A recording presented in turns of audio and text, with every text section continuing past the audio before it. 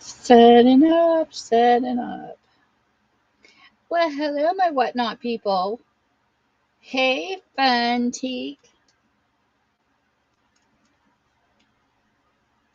Hey, Dewilla. Hey, yo, world. How are you all? Are you having a good evening? Hold on, I'm trying to get my YouTube notifications take forever to. There we go. Hold on. I'm trying to wait for my YouTube to catch up. For some reason, it's really delayed.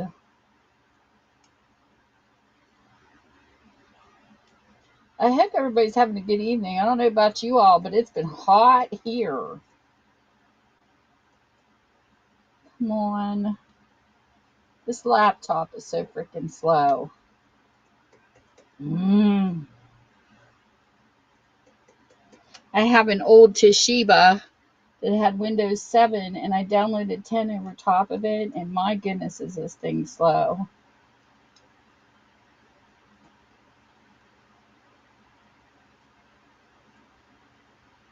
Okay.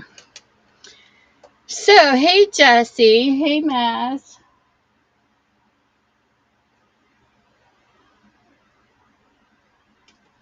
We're going to start with romance books tonight. And I'm the slowest seller on Whatnot, and I'm okay with that. So, romance it is. I'll have mixed genres. So, this is the first book. I like people to see the condition of the books that they're buying. And I like reading the synopsises. Oh, and these are actually folded over. But I do go through my books to make sure you don't have no ripped pages. And the books are clean. Sometimes, it's a used bookstore, so you're not always going to get brand new looking books. Sometimes they have aged. Sometimes they get the speckles, which is called foxing. This is from 1993. And this is a Harlequin romance. It was raining cats and dogs. Pets seemed to inhabit every corner of Artie's apartment building. Even though the low rise has a strict no pets policy, and that forced Artie to do something she'd never done before, lie. But it was also the first time she'd rescued 2 abandoned kittens and smuggled them into her home. Now the other tenants who'd formed a pet underground dedicated to keeping their animals secret from Ben Travis, the building's sexy owner, wanted her to convince Ben to change the rule. Artie knew that it would be like a mouse trying to bell a cat, for she had to make the attempt, even if her deception meant risking a more personal relationship with Ben. So this is the first book of the evening. And if anybody wants to stick around and mod, let me know. I can mod you up. And I can't remember. I thought I wrote this person's name down last time they were here. If you want to know any conditions of the book, they're in my YouTube. So all the videos are recorded and posted there. So if you want to know anything about any of them, the shape, the condition, that's where they're at. If they're in today's auction, of course, I can show you. But if they were in previous auctions and you see something in my Buy It Now list that you want to see, I can bring it into the next show. And somebody asked me about this book in my last show, so I had to bring it out. So I'm going to show it first before I continue my list. Somebody came in asking me how big the book is. It's actually kind of long but thin, and it's not real thick. And this is Boat Building with Plywood, and it shows you step by step with instructions and measurements, because I know a lot of people like doing it yourself nowadays because of labor cost. And this is from 1967, and it's only $4. So it's in my Buy It Now if you're interested, and you should be able to type in the title or the author, which is Glenn L. Witt, and it should pop up. So there is that. So I'll put it over here in case the person comes back in. So the next book I have,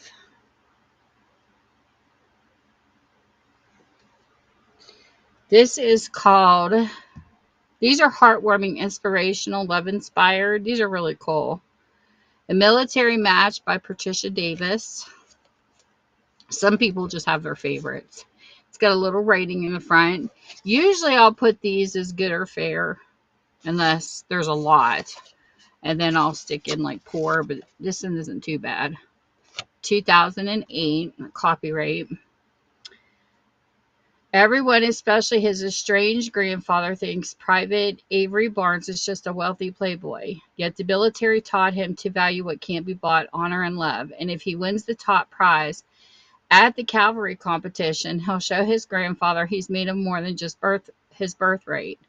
He needs lovely veterinarian's assistant, Jennifer Gray, to help him train, except that Jennifer is from the other side of the tracks, is wary about Avery's commitment to the competition and to her, until winning her heart becomes the greatest prize of all. And I just go in order, unless somebody has a request, and then I'll show you. Hey Lex, hey Frost, hey Risa. Welcome in everybody. Hey Deborah.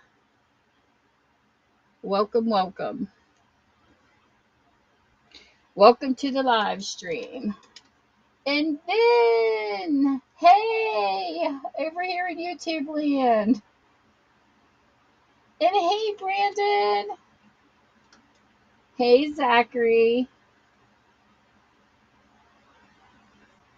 Whatever. Then if you want to get that book, you have to download Whatnot, because I know you were interested in a book over here too.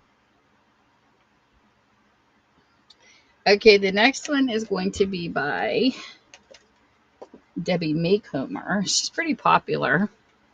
This Matter of Marriage.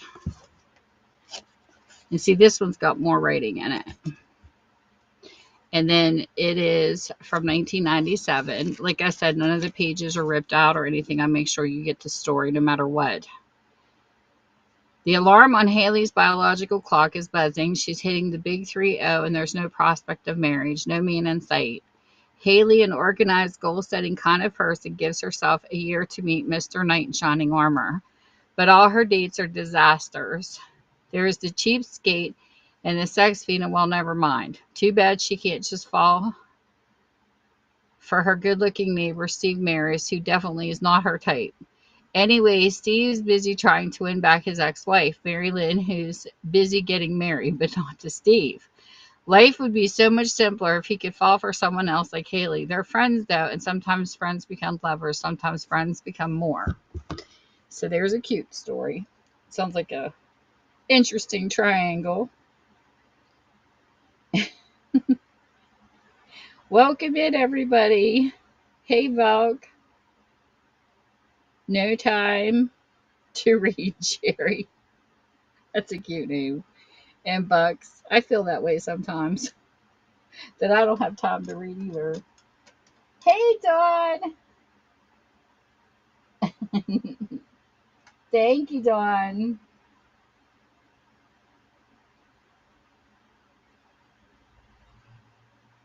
I have no clue what Zachary was talking about.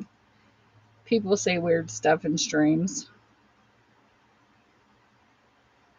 Okay, so the next book we have, she was actually popular back in the day.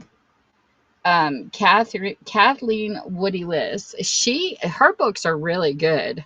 I read some of hers when I was younger. A Season Beyond a Kiss. I like the butterflies on the front of this book. Look how cute. It's like in a little picture. She couldn't deny his love, but it would take more than a kiss. I'm more into autobiographies and true crime now, but I have read some romances along the way. This is the condition of the book. 2001 is the copyright. It says, at last, slave can begin again. And even if you don't want to purchase, I can always put you to sleep, Brandon. I could read people to sleep.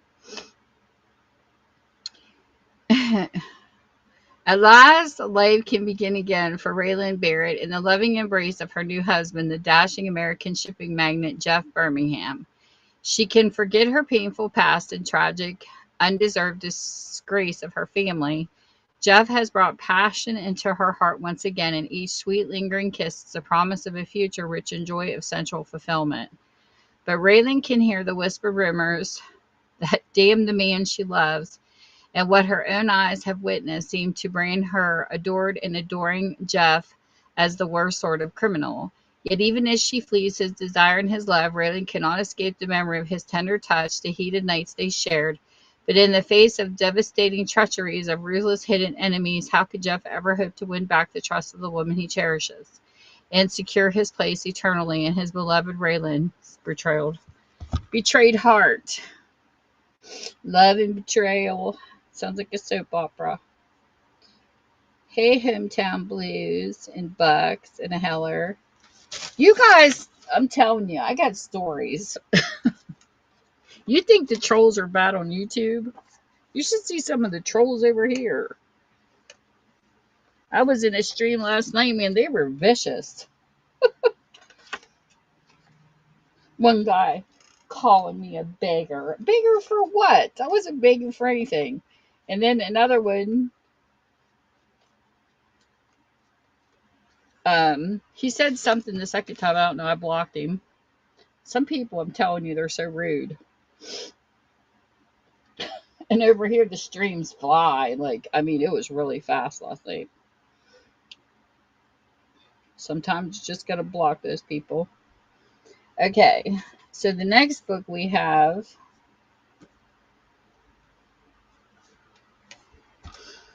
is The Strange House of Strange Music by Marjorie Hilton. This is definitely an old one. Look at those pages that are aged. And sometimes in the middle of these, if people leave the advertisements, there's usually like a cigarette one, which is really interesting because I know people collect those for ephemera. 1978. I put ink writing on the first page. These are my little cheat sheets. I just posted it. Okay. She looked ahead to forget the past. Lindsay arrived at Hillcrest House with new hope, determined in her job as governess to leave the past behind.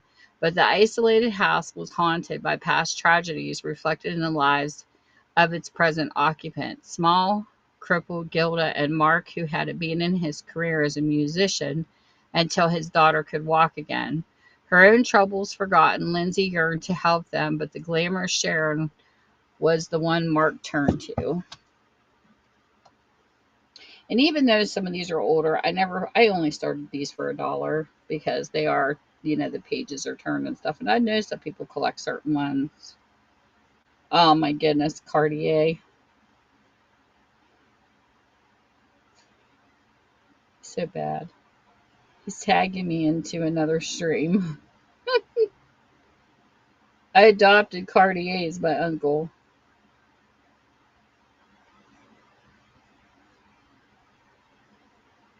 And Esme's my daughter. She's my whatnot kid. Okay. Rainbow's End. This is another Love Swept. I find these ones a little bit more kind of like the Amish kind. They're laid back. They're not so smutty. They're more of a laid back love story type. Rainbow's End by Irene Hannon. A wholesome, tender romance novel from one of the love-inspired best-selling authors. You can tell it's been read. Nice crease. And then back here, there's an advertisement.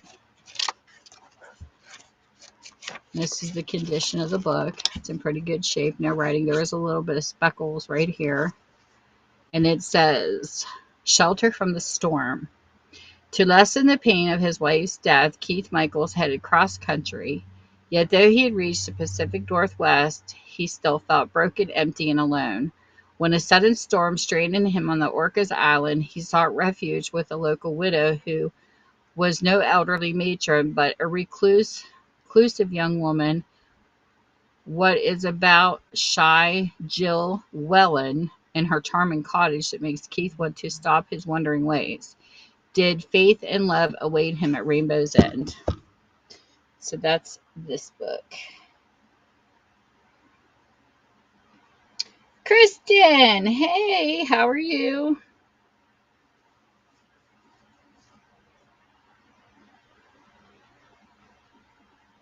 I hope everybody's having a great night.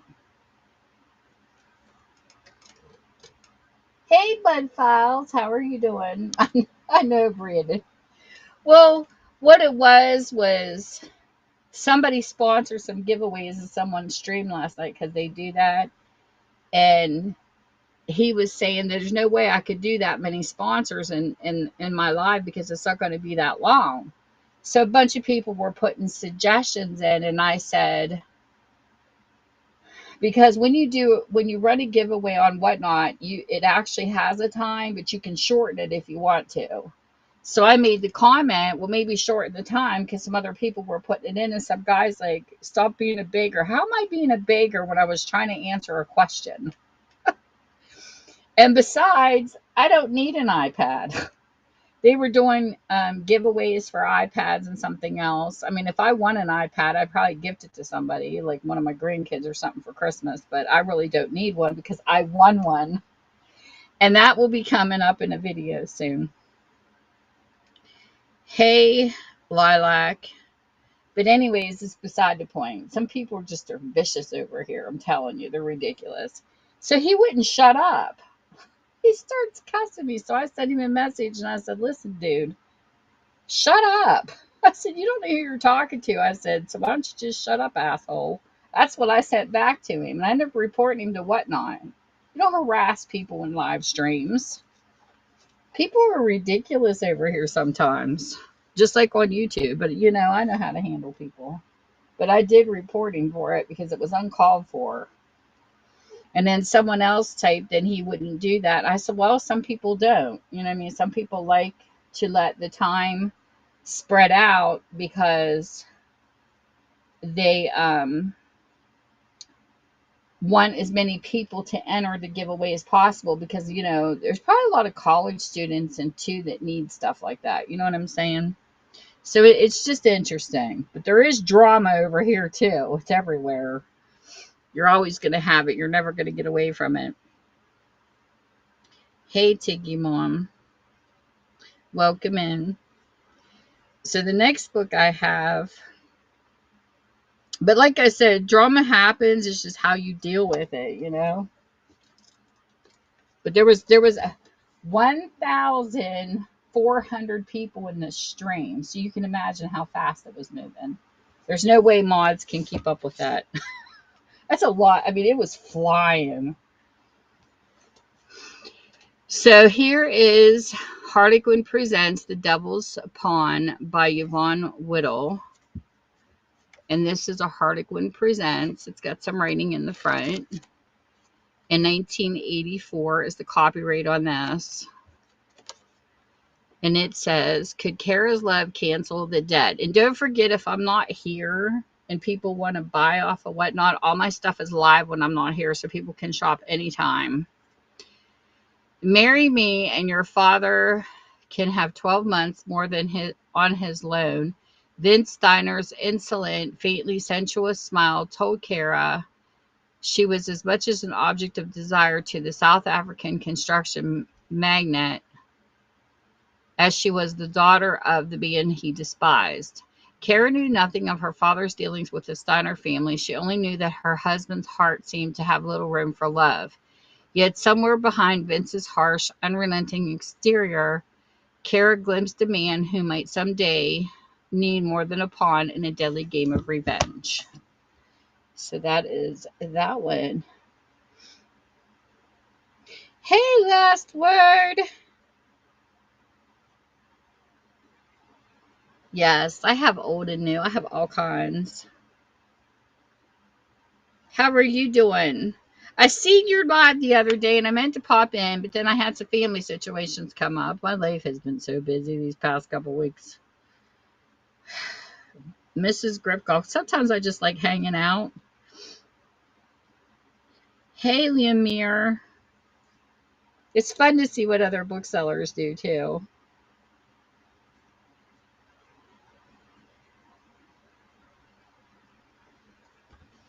And the next one I have, this one here is Gypsy Renegade. This is a candlelight ecstasy romance. I don't get many of these ones. This was by Dell. This is the condition of the book. And it is 1986.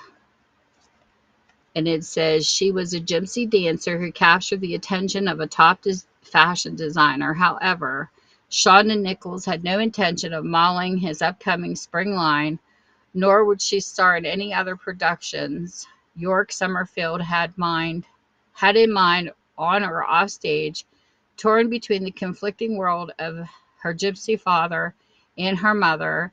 And non-gypsy Shonda was a renegade from both, determined to be free. York tried to capture her spirit in his clothing designs, but Shonda vowed he'd never possess her heart until his forbidden kisses set her Romany blood afire and she learned the meaning of wild desire. So there is this one. Well, hello. Skin of a Killer. I don't think so. But you can always go over to my Buy It Now and type in author names and titles to see what comes up for you. And my stuff is live all the time, so not just when I'm live. I have it set to where it's live when I'm not here. So you can go back through, but it's all mixed together. I try to do mixed genres in every show, so when I clone them, they show up that way. But I do want to share with you guys, because I'm also on YouTube. Thank you, Brandon, for sharing. I can't wait to do my next video. I'm so excited. I have an adopted girl on here that I adopted as my third daughter, since I have two real ones offline, and I just adore her. Since we first met in one of the live streams, we've been friends ever since and been making friends. And she had a sale the other night, and this is in the fashion part. I'm just floored because I played a game. She had a mystery game, and then she did a buyer's giveaways at the end. And I ended up winning a brand new iPad and AirPods, and I about fell off my chair.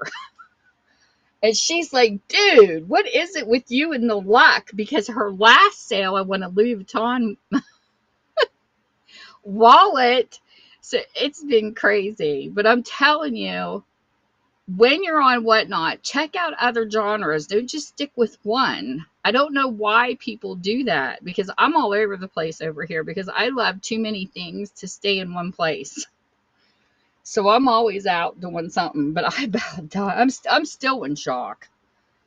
I've never won anything this big in my life. Wish I could hit the lottery. That'd be nice. Pay off some bills. But I was like, holy crap. Talk about a lucky week.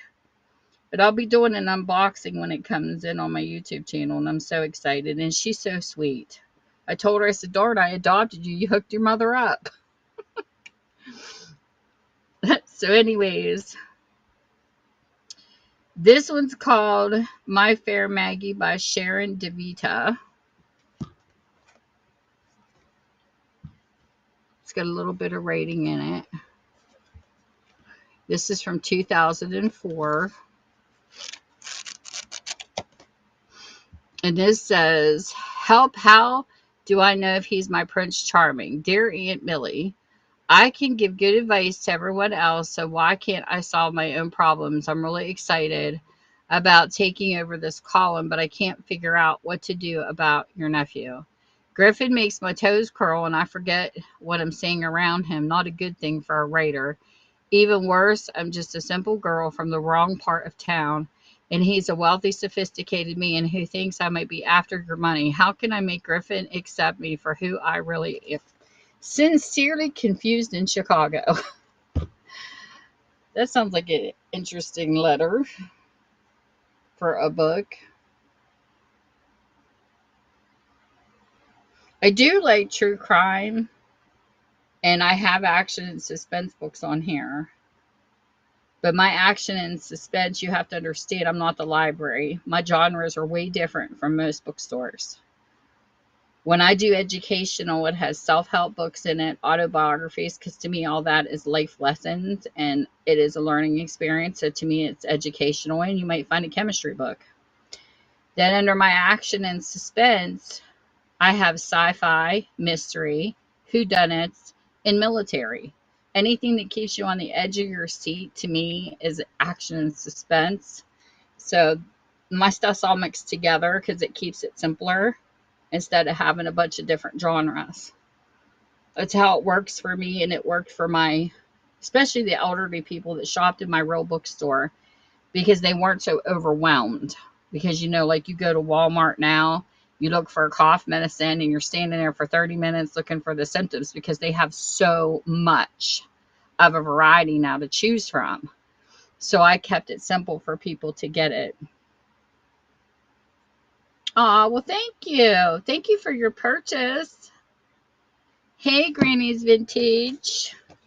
Welcome, welcome. And my next book is this one here is called Fate by Kay Hooper. It's got rating in it right there. It's got a little bit of discoloration there. And it's a 1984. It says, librarian C.J. Adams thinks marriage is a fine tradition for somebody else. The love of her life is history, and in her experience, few men compare with the dating heroes who shaped civilization. Well-traveled, well-educated, and content to stay single, CJ is convinced she isn't missing anything. But her close friends disagree. When they resolve to find her soulmate during a trip to Aspen, CJ slays a step ahead of them by enlisting a gorgeous stranger to pose as her lover, but the man proves to be far more charismatic and convincing than she expected. And CJ soon discovers a side of herself she didn't know existed. She never imagined that the Rockies had more in store for her than a skiing trip with friends. But whether she likes it or not, CJ's fate is about to be sealed.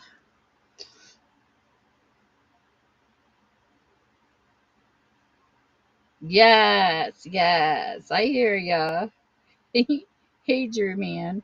Even as a bookstore owner, I don't know if, I can't speak for Last Word. I don't know how, what happens in her store. It would be cool if she's in here to answer. But I noticed seasonal people bought different books. And I find it very interesting what they would pick. Like one year I was open and mostly educational books were sold. And then another time, there was a whole bunch of people who were wanting books to take to the beach. So I noticed they would pick either an action and suspense or they would pick a romance to go to the beach to have, a books to read while they laid out and stuff. I thought that was really cool. And then one year it was all kids. So it's like really unpredictable season to season what people picked. So I never had like one genre stand out more than the next because it just depended on what people were in the mood for. So it's really interesting though, because my bookstore's been open for 11 years offline until COVID. That's why I'm here organizing. There's a story. There's a story behind it all. Believe it or not. I've told it many times on my stream where I had, when you have your store at home, in your home, because mine's at the bottom of my home, so I didn't have to lease or pay rent, because that's where you really have to jack up your prices. You got to have a place to store your inventory. And mine decided to leak. So I had to move everything. And then my hot water heater blew up. And it just went, whoosh. Water was squirting out the top. It was a mess. And I lost some in the inventory. So it's like water keeps chasing my books. So I have no clue what I have because it's not on shelves like a normal bookstore because I had to do so much moving. So as I unbox the books, you see what I have and I'm organizing them as I do whatnot. So this has been a real help for me. So now we're going into the action and suspense books, and you'll see what I mean by the variety. So first we have The Disappeared by C.J. Box. Stickers are always a ruination of fronts of books too. It's got a little bit of speckage on the front. And this is what the book looks like. And some of these books this size, I don't know who previously owned them, but they had like yellow specks on some of the pages. I don't think this one did, but there's a few that do. And I was like, what were they doing, eating while they were reading? I don't know. It's weird. This was 2019. It Disappeared. This is book 8 in the Joe Pickett series by C.J. Cox. Now, this doesn't mean it's a continued series. Some of these are just different stories with the same characters. Wyoming's new governor isn't sure what to make of Joe Pickett, but he has a job for him that is extremely delicate. A prominent British businesswoman never came home from a high-end guest ranch she was visiting, and the British embassy is pressing hard.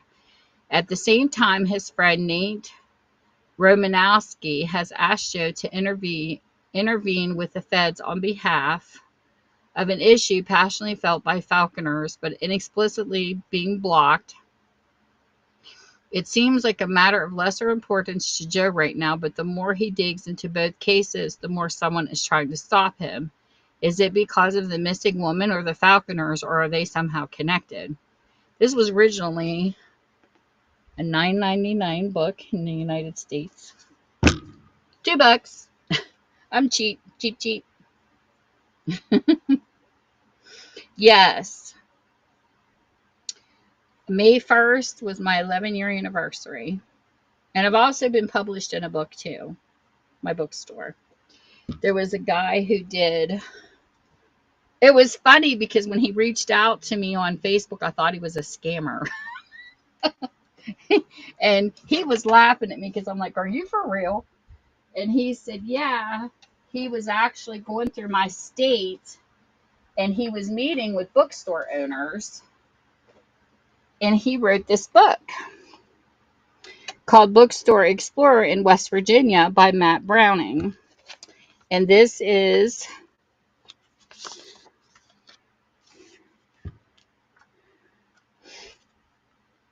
I thought I had my page saved.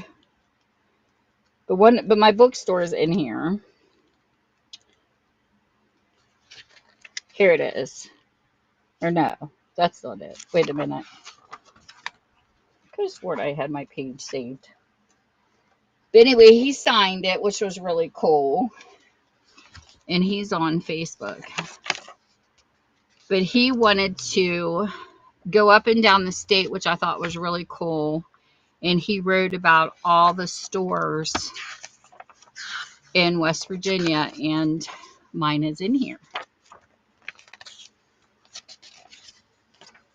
And I also talked about YouTube because I met the junk journal community on YouTube. So that's why I love the ephemera section on Whatnot too.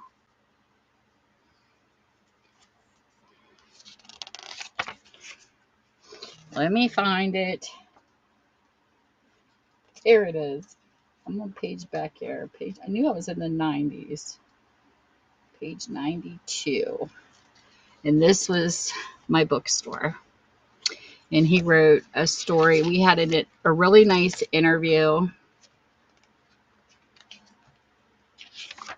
See?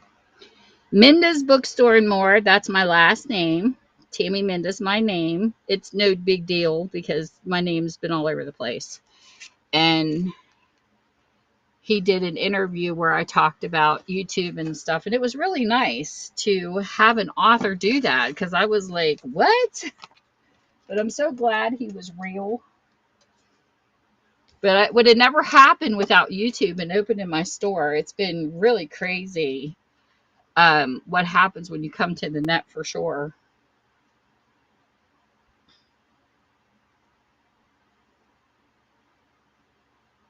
Oh, that is so sweet. Hey, RKM. And then there's another author. Gina Stell, who wrote, and she put a thank you for the people who supported her. I'm published in her book. And then there was a girl who did a mental health book that I met through YouTube, and she did a fundraiser, and some of us participated to help get her book launched. And she has me as a thank you published in her book, Clear in Australia. So, like, I'm all over the place, and I love it. That is awesome. And one of the people that I love talking to, it's on my Facebook, is I have Ann Rule's daughter, Leslie. Ann Rule is one of my favorite true crime people. She was my writer, and she passed away. And I had a really nice talk with her daughter. Hey, Lindsay Reeds. So it's really cool. And I have an aunt who's an author. She used to sing, and she had something happen to her throat, and now she writes books. So she does children's books. So it makes it really nice.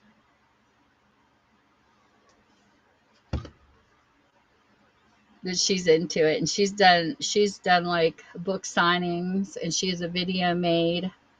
Finding Pepper was her first book, and she was at a college and stuff and did like a book signing and stuff. It was a lot of fun. So this book here is called Night Moves by Jonathan Kellerman. My dream would have had Aunt Roll sign books in my bookstore, but it didn't get to happen. It's a little bit of discoloration on the top of the book, but this is from 2019. And this is book 33 in the Alex Delaware series. There are some crimes homicide detective Milo Sturgis cannot solve alone. Enter brilliant psychologist Alex Delaware, and if ever the good doctor's insight is needed, is the baffling murder scene. There is no spilled blood, no way to ID the victim, whose face and hands are missing. There's also no telling why the disfigured corpse has appeared in an upscale suburban home in Los Angeles. Though the well-to-do enclave certainly has its share of curious eyes, suspicious minds, and loose lips, as Milo tightens the screws on persons of interest, and Alex tries to breach the defenses of their deepest secrets, a strangling web of corrupted love, cold-blooded greed, and shattered trust is exposed. Though the grass may be greener on these privileged streets, there's enough dirt below the surface to bury the multitude of sins, including the deadliest. So there's this one. That is so cool, and congratulations on becoming an author.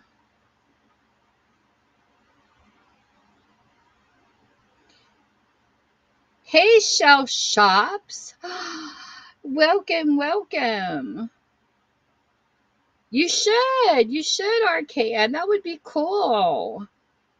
And they've had people here famous. They had somebody jackpot or something where they did a fundraiser on here from a movie. And sometimes it would be cool if you would take and read maybe some inserts from your book. Because but you could be, as long as you have your books and you're buy it now, you could read some, because I mean, they want you to sell, but you don't always have to do an auction. Some of the crafters will do a craft along, and they'll have stuff in their buy it now, but it'd be cool to do like a little reading of your books and then have them in your buy it now. That would be awesome. Meeting new authors is great.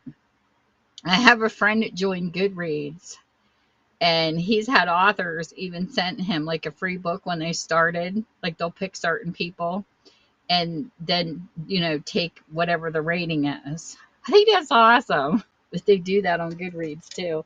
I never joined Goodreads, but I do like whenever they're finding synopsises for books that aren't in some of the books that I have with the jackets missing.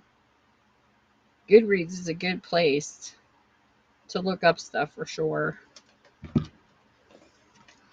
So there's that book. And the next one we have, this one's called The Bishop's Pawn. See, stickers. I hate when they do stickers on the fronts of books. It's like, leave them off when they shop. And Undo I usually use to remove them, but I'm out right now. I need to get some more. It's better than Gooby Gone. But this is a 2018. This is book 13 in the Cotton Malone series. And this says, known as Mavericks, Malone is a Navy lawyer in trouble when Stephanie Nell from the United States Justice Department seeks his help in investigating a delicate situation involving a stolen rare coin in a rogue FBI faction. Soon Malone realizes that the Justice Department and the FBI are at war over something else entirely. A cache of secret files about the King assassination, documents thought long destroyed. Caught in the midst of this epic clash, Malone ultimately discovers a shocking truth, one that could threaten the legacy of the civil rights movement's greatest hero. So these are my mixtures of action and suspense.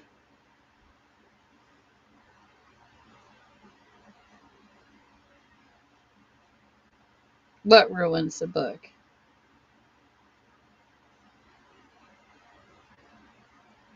Yeah, my grandsons love Pokemon though.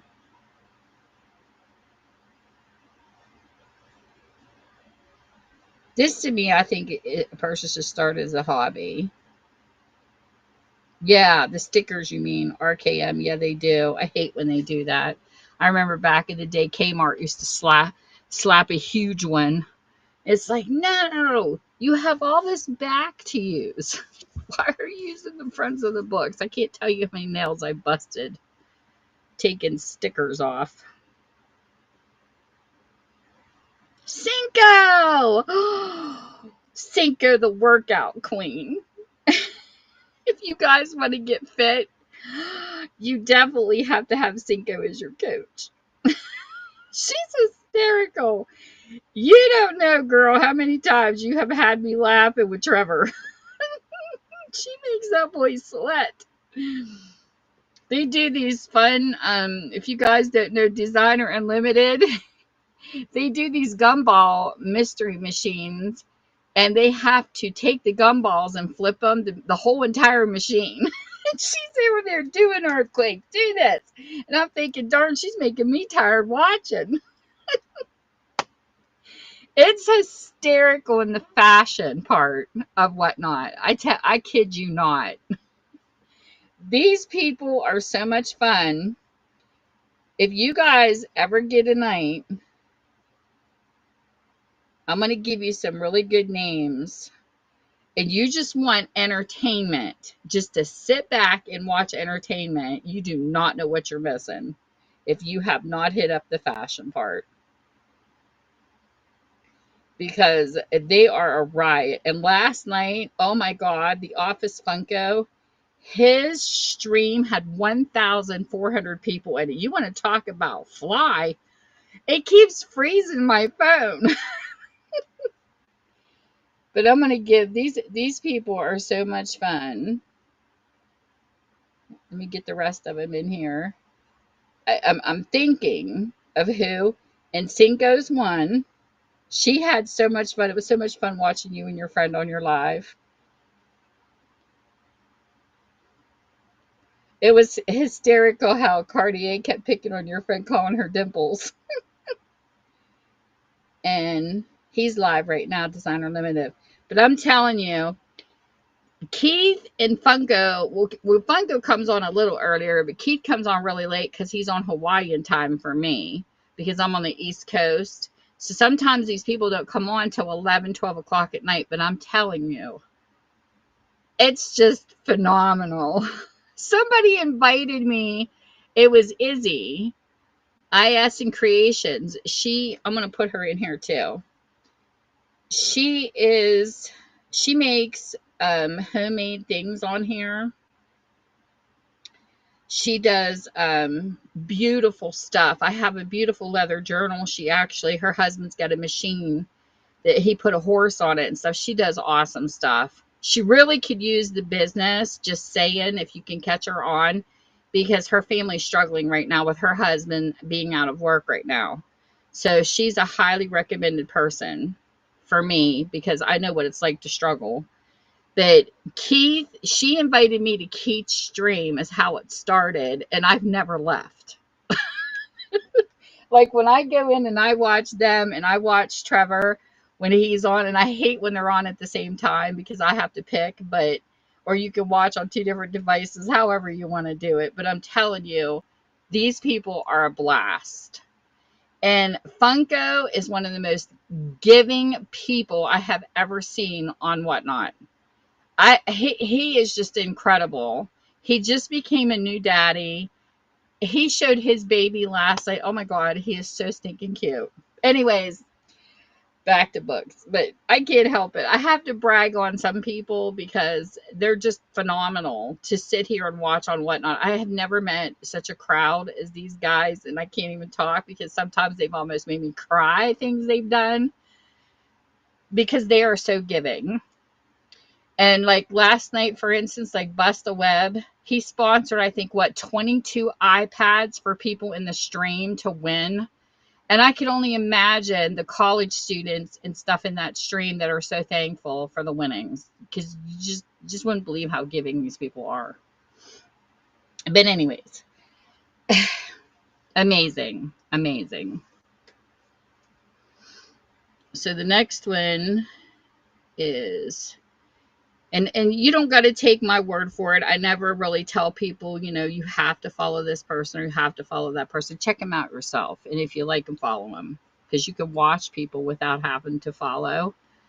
That's how I do it. I check them out first, and then if I like them, I'll continue to follow, because I came from YouTube, so I do the same thing there. I investigate before I follow. So anyways, this is Every Wicked Man by Stephen James. This is the Bowers Files. A lot of these are series, and I don't have the whole sets, but if I do find them, I will put them together. This one is book 3 in the New York Bower Files, and this is from 2018. Remember I told you earlier about those yellow marks? This is what I'm talking about. It's like, I don't know what that is. Every so often, this will show up on like a page, like a dot, but then the rest of the pages are good. It's weird. So I don't know where that comes from. When a senator's, I tried an eraser to erase it too, but it didn't work. When a senator's son takes his own life and then streams the video live online, Agent Bowers is drawn into a complex web of lies that begins to threaten the people he loves the most. As he races to unravel the mystery behind the suicide and a centuries-old code that might help shed light on the case, he finds a dark pathway faced with deadly secrets that touches a little too close to home. A fast-paced read with layers of intrigue and watertight tension. Every Wicked Man will take you on a thrilling ride and keep you guessing to the very end. Sounds like a James Patterson book. Hey, CBC, and hey, Metro. I hope you guys are having a good one. They're on YouTube. Sorry, I'm streaming on both places. Hey, Animal, welcome in. Hey, Rafar. You missed my YouTube people too, so I started streaming in both places because I was too busy over here. I started over here as a buyer and became a seller here recently. I've been on Whatnot. I know it's been close to 2 years. I'm going to have to go back through my emails. Hey, Animal. And find out my date. Hey, junks and stuff. That sounds like my clutter. I like junks and stuff, especially ephemera. I'm a paper junkie, people. Not just books. I love paper because I'm a crafter too. Okay.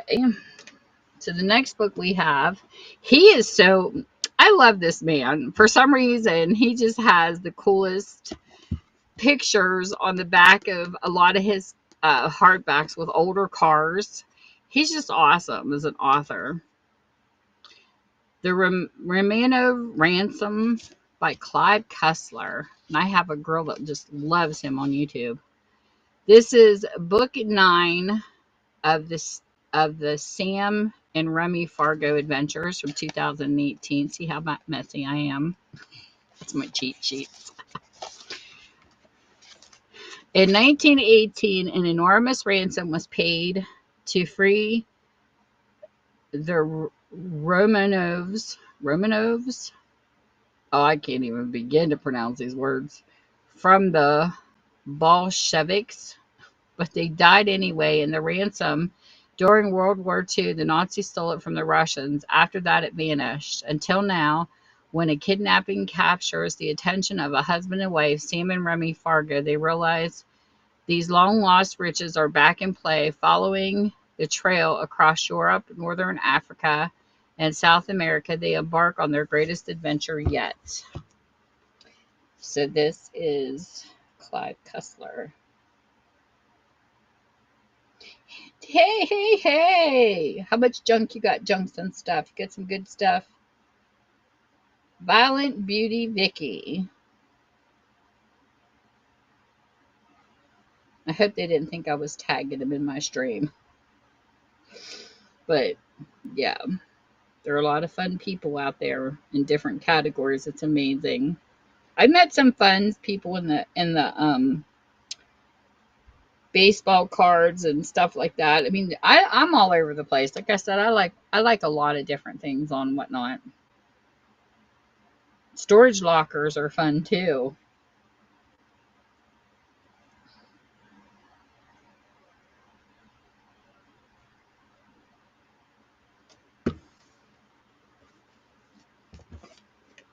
The next book I have, this one's called The Himalayan Codex. This is by Schutt and Finch.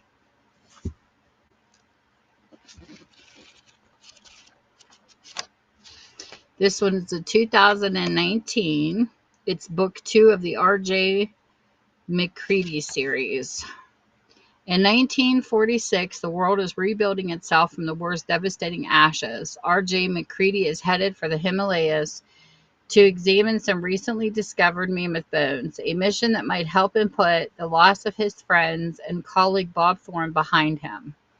Arriving in Asia with the bright and fearless Yanni Thorne, Bob's widow, and now his invaluable assistant, Mac, learns the bones are only a cover story.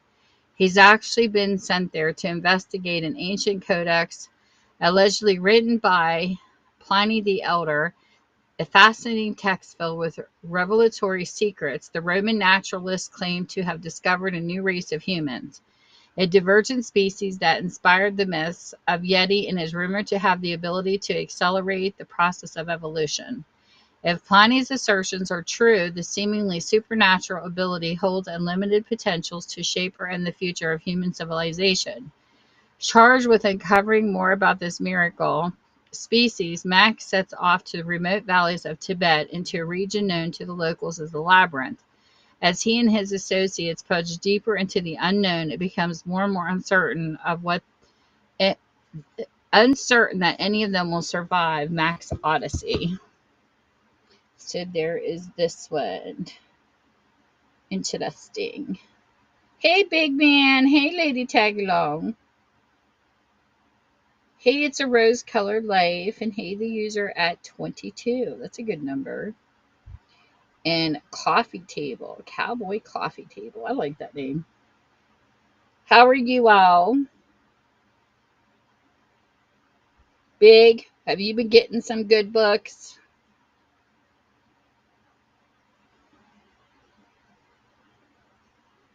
Hey, boys. So here is the next book. This one here has got an evil face on it. This is called The Fallen by Eric Van Lustbader. See, there's some more of that yellow stuff. I don't know what that is. Didn't come from me. It's only on like just a few pages throughout the book. It's like really weird. And then it disappears. This is 2018, but I want you all to know the flaws of the books too. The end of days has been predicted for millennia. Now in the hidden cave in the mountains of Lebanon, a man makes a fatal discovery. He will bring what has been forbidden, for thousands of years into the light, the testament of Lucifer. An instable Bravo Shah, the head of Gnostic Observaton sect, is warned by Fra Leone that an unfathomable danger has risen in the war between good and evil. Lucifer's advanced guard, the fallen, and now humankind is in danger of being enslaved by the forces of evil. Following his international bestseller, The Testament, Les Vader delivers an action-packed trilogy that explores religion, politics, civilization, and depths of morality. So this must be book The Testament? I don't know. I don't know if this is one or not. Sometimes books will tell you if they're part of a series, and sometimes they don't.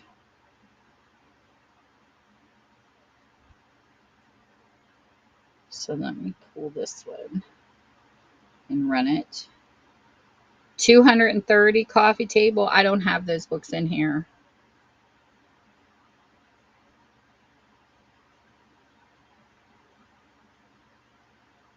Yes. The regular store has the buy it nows. And they're on here all the time. I can bring it out at my next show, but I don't have the books in the store bin here. The only ones I have around me are in the auction. Those are all in a complete another room. Hey, Beardman. But if you want to see it before you purchase it, the condition and stuff, let me know, and I'll put your name down and bring it out in the next sale. Because they're all in totes. I don't have these on shelves. I've been organizing as I have my lives.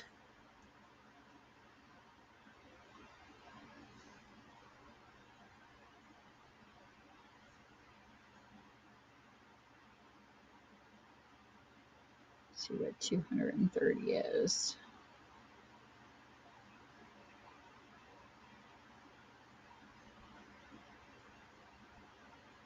Dawn and Fire by Lynn Erickson.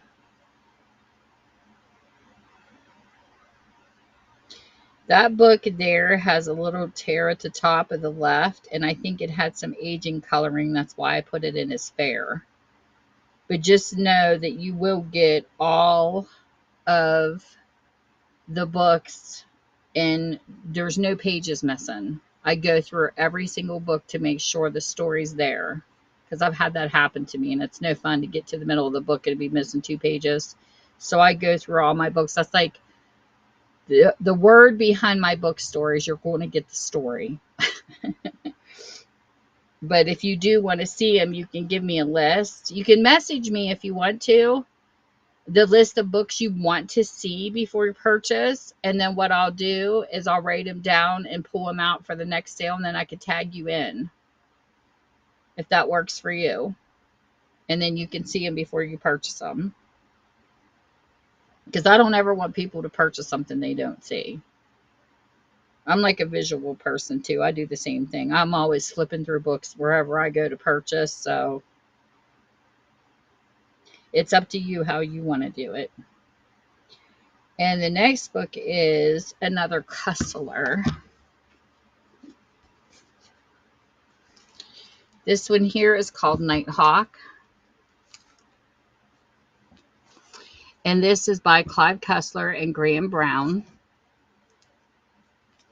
And this is what this book looks like. It is a 2018 copyright. It's book 14 of the Pneumophile series.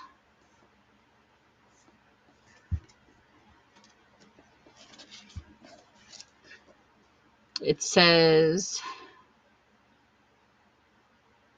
let me see. The X-37 is the most sophisticated aircraft the United States has ever designed, and it's also missing. Vanished into thin air on the return leg of its first major mission. Last known whereabouts, the South Pacific. Both Russia and China covered the technology, and so with the United States, a 3-way race is on to find a plane first. Enter Numa's head of special assignments, Kurt Austin, the inflappable Joe Zavala, who knew who know something the Russians and Chinese don't. The X-37 is carrying a dangerous payload of exotic matter extracted from the upper reaches of the atmosphere and stored at a temperature near absolute zero. As long as it remains frozen, the cargo is inert, but if it thaws, the consequences are unthinkable. The heat is rising, the clock is ticking, and for Kurt and Joan, this is not a game, it's a matter of life and death. That sounds like a very action-packed book. Yes. And two, I do YouTube videos of all the books, but I don't have them listed under the videos, so it'd probably just be easier for people to send me a list. I've had people reach out and they'll give me stuff, and then I have a little handy dandy notebook of books that people are looking for so that I can tag them in if I come across them. So it makes it nice.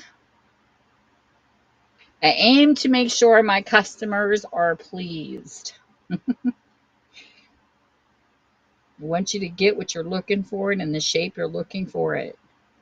Sometimes, like me, I don't care if it's falling apart. I'll read a book if I'm just wanting to read something, but if I'm collecting, that's a different story for my bookshelf. You know, some of them I want hardbacks in, you know what it's like being a book person.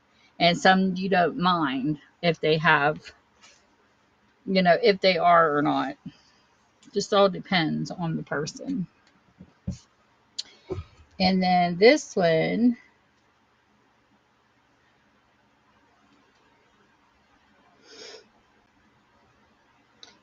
here, I actually debated on this one if I wanted to sell it or read it first. This here to me sounds so good. For some reason, I'm missing a book. I'm going to have to look for this one. But this one here is called Lord Grizzly by Frederick Manfred, and it's the second edition, and it is part of a set. It is a 2011. This is book 2 of the Bison Classic editions, and I guess there's 13 books total, so it's like a story in each book. It's not like a continuance. But gosh, listen to the back of this book. It's like, I read the back and I was like, Hunter, trapper, resourceful fighter, and scout, Hugh Glass was just a rugged man among other rugged American frontiersmen until he was mauled by a grizzly bear and left for dead by his best friends. I can't even imagine.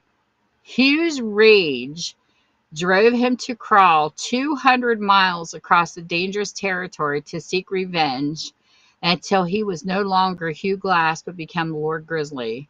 Lord Grizzly is the second volume of Frederick Manfred's acclaimed 5-volume series, The Buckskin Man Tales for the Bison Books edition. That's why I'm saying it's different stories, because you imagine leaving your friend for dead and they're not even dead.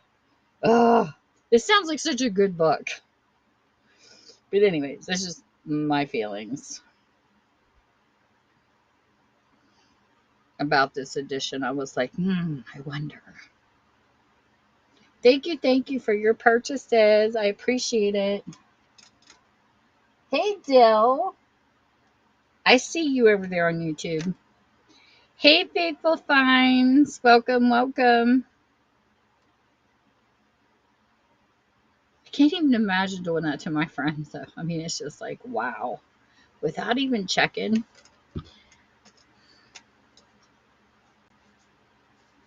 I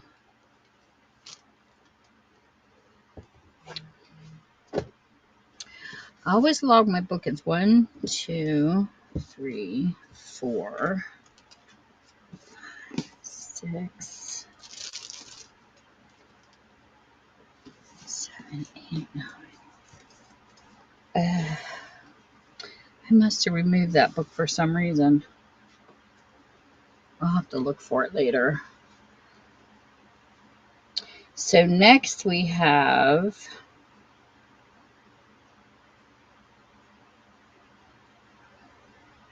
Biblical. And this one goes into Touching God, 52 Guidelines for Personal Prayer by Harold J. Sala. These books are really in pretty good condition, most of them. This is from 2000. And this is Harold Sala always takes his faith along when he prays. He has learned that everything in life is made for prayer. When he prays, he believes the Lord is hearing and answering the prayers. Keep coming, large and small.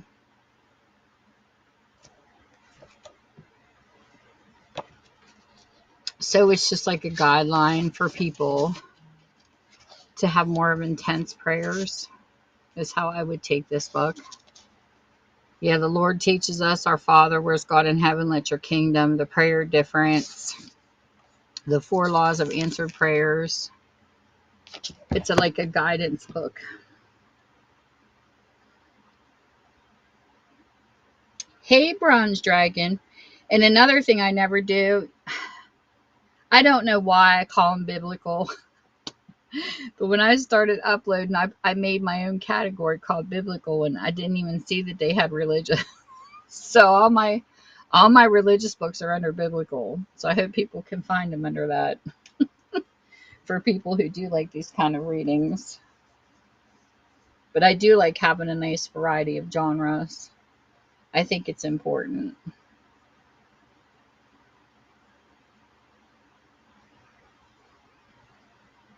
The next book I have is a combo of 2. And I put these together because I thought it would be interesting that if a person's really interested in doing the kind of, books that's got like quizzes and stuff in them that are biblical. This is Spiritual Aerobics and Fitness Through the Disciplined Life by Linda Schultz. And it's got like different questions, scriptures, and things where you can look up stuff and answer questions. But I put them together because one's newer and one's older. This was from 1987. And then this is an older one that I thought was very interesting. It is, let's see, what did this say? I added the New Testament, Volume 1, to this.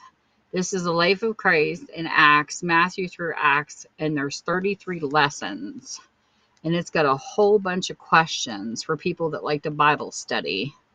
There is some rating in this to the previous owner, but for the most part, it's blank. I think it's just a couple pages. But I thought this was really cool, and I couldn't find a date on this.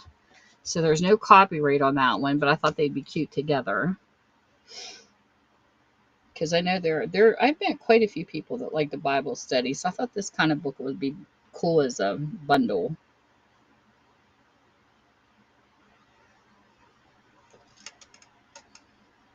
What are you up to, Dale? Are you being good over there? And I hope you're doing good, Metro.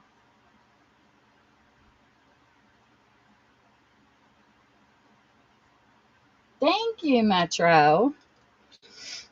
Hey, Emperor and Devinton. Welcome, welcome. Thanks, everybody, for your purchases. I appreciate it.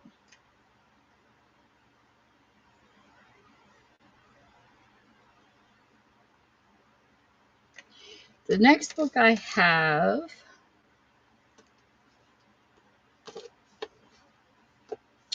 this is a hardback book, and it's called Resurrection. And this is from 1973. And this says, if there's no resurrection, Paul once reminded a troubled Greek church, then Christ is not raised. And if Christ is not raised, then the apostolic message is false. Its messengers are foolish and miserable. Its converts are still in their sins, and men everywhere are utterly without hope. But now is Christ risen from the dead, who can dispute the centrality of the fact to all that may be called a Christian. It is a crucial position of the concept of resurrection which led to its selection as the theme of these essays. So this looks like an interesting book to read too. Hey, Rainy Days. Welcome, welcome. I love some of the IDs on here. I saw one the other night. What was it? Something with hugs and hope. And I thought, oh my gosh, that ID is so cute.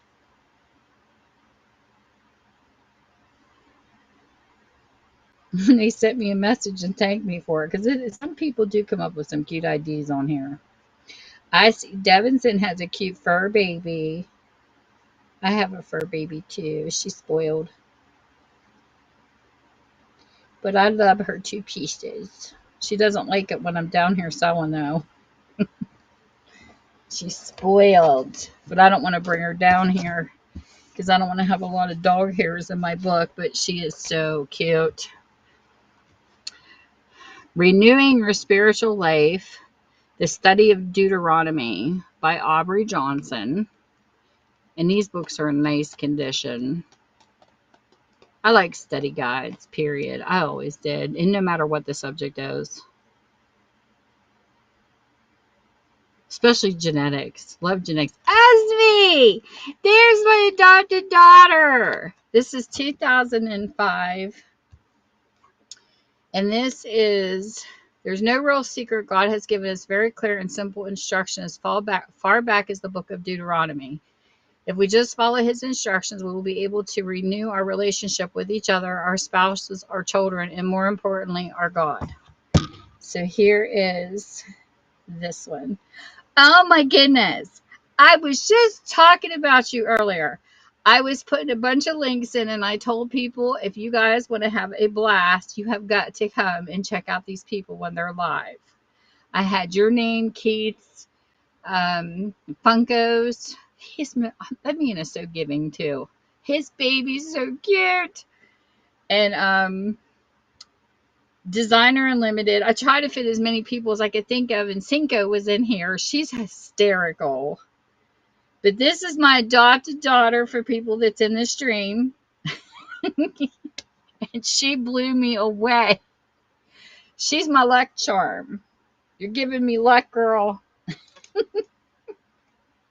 Oh, thank you. You didn't have to do that, Ez. But she does. It's like I was in her stream and she was the one I was talking about earlier, and I wish you guys over here on YouTube could meet her too. I am running a stream in both places. But I was in her stream and I got so lucky and bought a ball. Then won a buyer's giveaway of a Louis Vuitton wallet. Then turn around. She had another one, and you were the first stream I was ever able to buy 3 balls in. We're trying to get the house done before winter, so we've been saving money, and my husband's starting preparing for retirement. So we haven't had extra money to spend, but I had so much fun. I told him, be quiet, I'm spending anyways. And then I turn around and I won an iPad in her drawing and then AirPods. I was like, if you would have seen my face, I was like, what? And what was funny, Ezzy, when you held that paper up and you said, dude, I thought you meant that it was going to be a male. I was waiting for you to call a name of like one of the males that always bids and wins. You know, the high roller people. And when I didn't dream you were going to say my name. I did. I thought, who's she going to call? Is it going to be Limit Luxury or 813? That's what was going through my mind. You said my name. I was like, what? I couldn't believe it. And I knew nothing about it. I told my husband when he got home, he's like, well, good for you. Because I spent money, and I told him, I said, well, it was fun. I said, but I never dreamed I was going to win all that stuff. I know. And I've never owned anything Apple. I don't own an iPhone. I'm an Android girl. It's going to be interesting because I thought, well, if I won the AirPods, how am I going to use them? Because I don't have anything Apple. And I don't know if you have to use them with an Apple phone. I don't know anything about it. Thank you. But then when I turned around and won the when I won the iPad, I was floored because they do go together. And and what was funny is I was looking up iPads here not too long ago because I'm thinking, what are these? Like, how do you use them? And I was watching YouTube videos and I turned around and won one on your stream. That was so weird. That was so weird. But you know that if you would have done that in that draw, that would have never happened. In the auto draw, that would have never happened because very rarely do I win on here. And what's weird is I have two IDs on here. I have my crafty styles and I have Timmy's passions because I was trying to become a seller in the crafting under that, but I didn't know you had to have 1K sales to open up a second name. And I was going to save that one for just crafting and use this one for just books. Because my thought process when I started Whatnot was you could only sell one item one in one place on one ID. I don't know what I was thinking. I didn't know you could mix stuff. So I had two different ones. And then I was like, okay. So I had to choose because Whatnot would support both of them. Even though I went to onboarding and they made me sellers. It's crazy. Hey, Dr. Love. Oh, I don't know anything about them, Esme. When they come in, I'm going to be doing a lot of reading. The only thing that your adopted mom is certified in is computers. Anything about computers, I'm fine. But I know nothing about iPads. I've never used one. I got certified through Pittsburgh Institute of Aeronautics and Computers a long time ago. I'm old OG when it comes to the web. Um, I've been on here since 2001. Clear back on AOL dial-up, and I had to learn how to format my own computer and everything, so I went to school for it. But my grandkids have iPads. They'll probably teach me more because I remember when I first got my first computer, my daughters were telling me how to do emails. So I'm sure my grandkids will know more about this than me. So I'll be asking them. Teach your granny how to do it. Wait a minute. Dropping stuff over here. But anyways, just so you get a little bit of an idea, I'm a crafter. Because I know a lot of people don't know a lot about me on here, especially in the fashion category. This is the kind of stuff your mother creates. This is one of my favorite art pieces. Took me a year. But I not only sell books, I can turn them into journals. And this is one of my creations.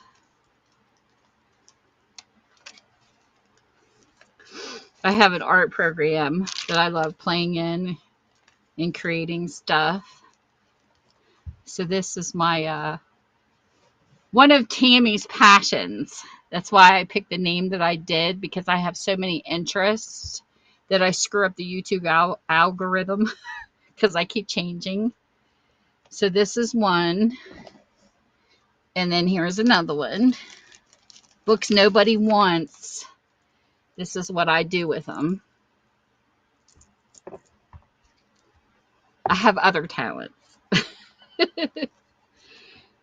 But I was never really into like fashion. But this is the kind of stuff I do. And I love writing in journals. And this is actually a old Reader's Digest. And this is the actual cover hidden by the jackets. People don't see what covers look like until they uncover. And then I did coffee dyed papers.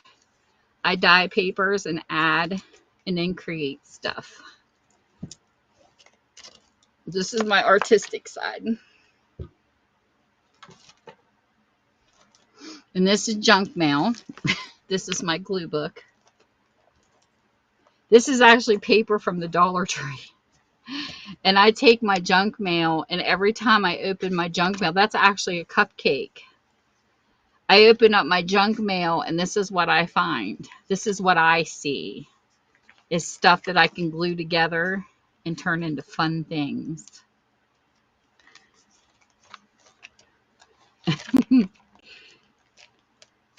So this is what I'll be getting back into once my books settle down, because I've owned my bookstore for 11 years and I'm trying to do stuff with the inventory, and I will be getting back to this on Whatnot.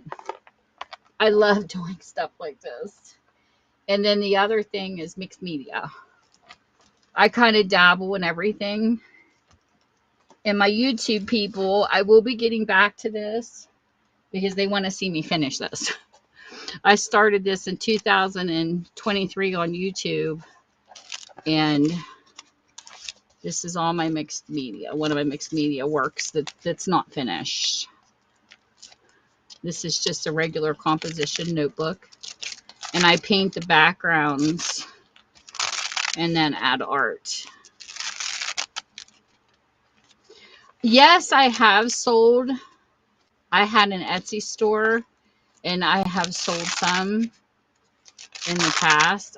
My last journal that I did was a custom Elvis. I like doing customs better because I reach into the people themselves and figure out what they like. And there's an autistic girl called Gemma. She might pop into my stream over here. But anyways, she challenged me to make an autistic journal for her, because when you look up journals for autistic people, you get the parents that record what their kids are going through, but there's nothing for the actual kids. So she's a young lady. She's so sweet. She goes by Gemma's Journey Grace on YouTube. And so she challenged me. She said, Team, I want you to make me a custom one. And she's in the UK. So I said, sure. And it took me a while. But I had to listen to her because, you know, when you're dealing with an autistic person, you have to watch textures and things like that, what they don't like, what they do like. So I've been watching her videos and learning about her because she talks about autism a lot. And she loves Elvis. So I made her an Elvis journal, and she went bonkers. She shows it on her stream all the time. So she bought that off of me. And of course, I gave her a good deal because, you know, shipping to another country is kind of expensive. So I dropped some of the money off of it. But I don't sell real high. The most expensive journal I've ever sold was $35. I try to keep it for where people can afford it. This is one of my birthday pages. But I love doing stuff like this. But this one's not finished yet. But here are some pictures. Thank you. Here are some pictures of my past journals.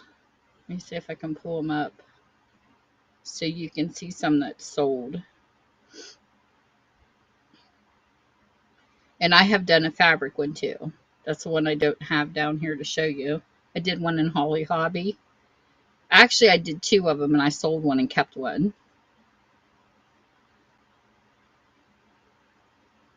But I'll show you a few of the ones that sold. I need to get the pictures off of here and do like a book of ones that I sold as kind of like a portfolio. But I haven't done it yet.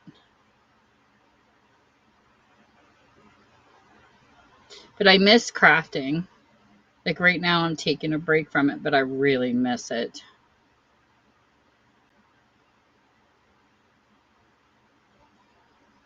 And this is my husband when we dated. He served in the Navy. That's me when I was younger. And that's my hubby. And we've been married for 35 years, Esme. 35 years. That's when I was younger. Way younger. Now this is me with my puppy. I'm just a little old lady now. But that's my baby. She's so cute. I love my Roni. Here's Roni in the snow. I show you pictures of my puppy. She likes the snow. She eats it and she romps in it.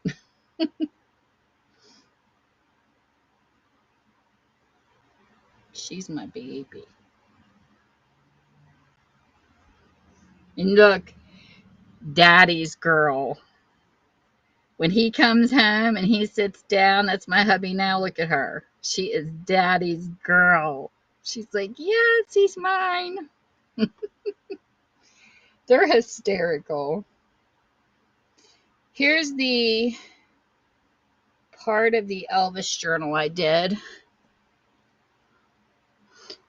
I had musical notes and I bought playing cards and I made them like feather out. And then here's the envelope. This is the one I made for the girl over in the UK. Here was a 3-set picture with tags, and the ribbon has musical notes. She went bonkers. And then I went to an estate sale. It was an estate sale online, or was it in person? I don't know. It might have been in person too, because I had a whole bunch of cards, and then this is a lace pocket, and that's one of my dyed papers. And there was a lady that made these as digitals that I bought off of Etsy. So I turned it into a journal for her. And those were postcards. They were like in a tin. So that was one of the journals. I don't have the front of that one for some reason. The green one I showed you. And here's my Holly Hobby one. I love this one. This is the front. It's in fabric. And then here's what I made. This is part of a digital. Digitals are awesome. There's a copyright free place where you can download images, and I got this one and then turned it into a pocket, and then that's a real handkerchief that I stuffed down in to give it a decoration, because I love buying hankers. The old handkerchiefs are so pretty. Then I ran lace down this page, and then this was just something that I had bought. It was a part of a digital kit, and I cut it. And then there's another hanky stuffed into.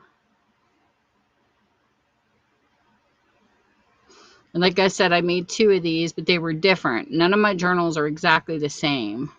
And then what I did with that is I sold the other one. And then one of my live sales, I did a Paris one. There was a girl that wanted a Paris. So this was the Paris journal. It was the same as the green. This is a Reader's Digest. And then I like taking laces and put it on the edge of the pages, and I sewed the signatures back into the book. And it's Parlez-vous Français. And then here's all Paris items I had saved. What I like to do is I take a plastic bag and I'll put pieces in it of a journal, and then when I have enough, then I'll make it, because the collecting I think is the most time consuming. And that's something else. But these are all the pieces. Isn't he cute? I love the ruffles. It's one of my favorite things to make. And I'm not kidding about the horses, Esme. I took this picture clear back when I was in 7th grade, and it was an accident because you're not supposed to take pictures towards the sun. This was published in a book. Isn't that pretty? I love horses. Oh my God. If I could own a ranch, I would. And here are my 3 granddaughters. Tell me that ain't some ornery faces. There's Layla, Livia. Those 2 are twins, but they're fraternal. And then there's Kylie. And Kylie is so stinking cute. Oh my gosh, she's got this raspy voice. She's adorable.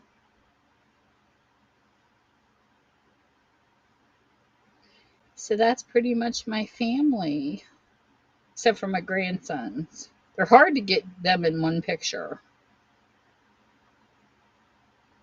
And this was the horse I used to have. This was me at 16. That was my baby. He was like a big puppy. His name was Deacon, and he was part Arabian, part Appaloosa. These are all my animals, Esme, that I've ever had. All the fur babies in my lifetime. I had many. Very, very many. I love animals. They're so awesome. I know my vet tells me all the time. We take our dog up there. She says, you definitely did your duty for the animal kingdom because we had so many pets. But there you get to know a little bit more about me. And I wish I could stick my face under. I can't take my camera down because I'm afraid if I do, I can't get it back up again. It's the way the camera is, but that's why I never show my face.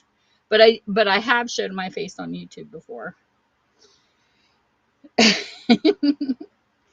So at least you know more about me because I know you guys like knowing more about people, and I don't blame you.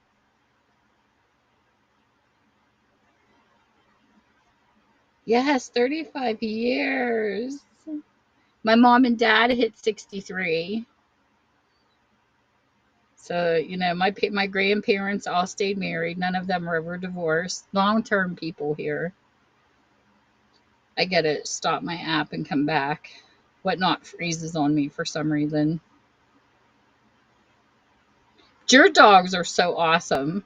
I love the tricks you've taught them. Roni will sit pretty and she will do high five for love, high five for kisses, and she'll raise each paw.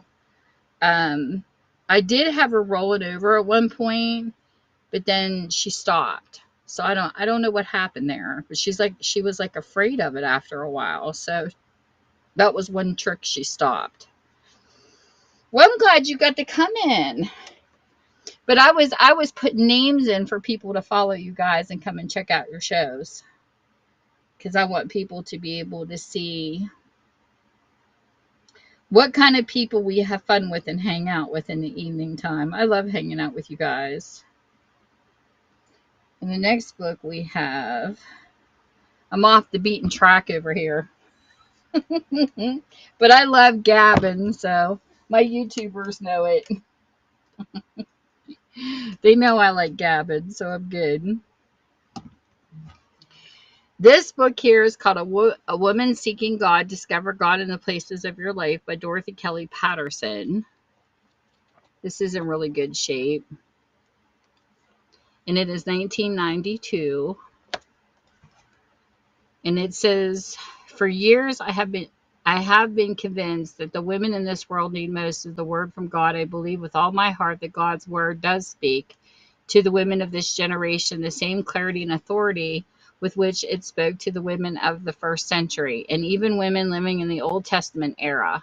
Timeless principles have been tested and proven as they have been appropriated by women throughout the generations.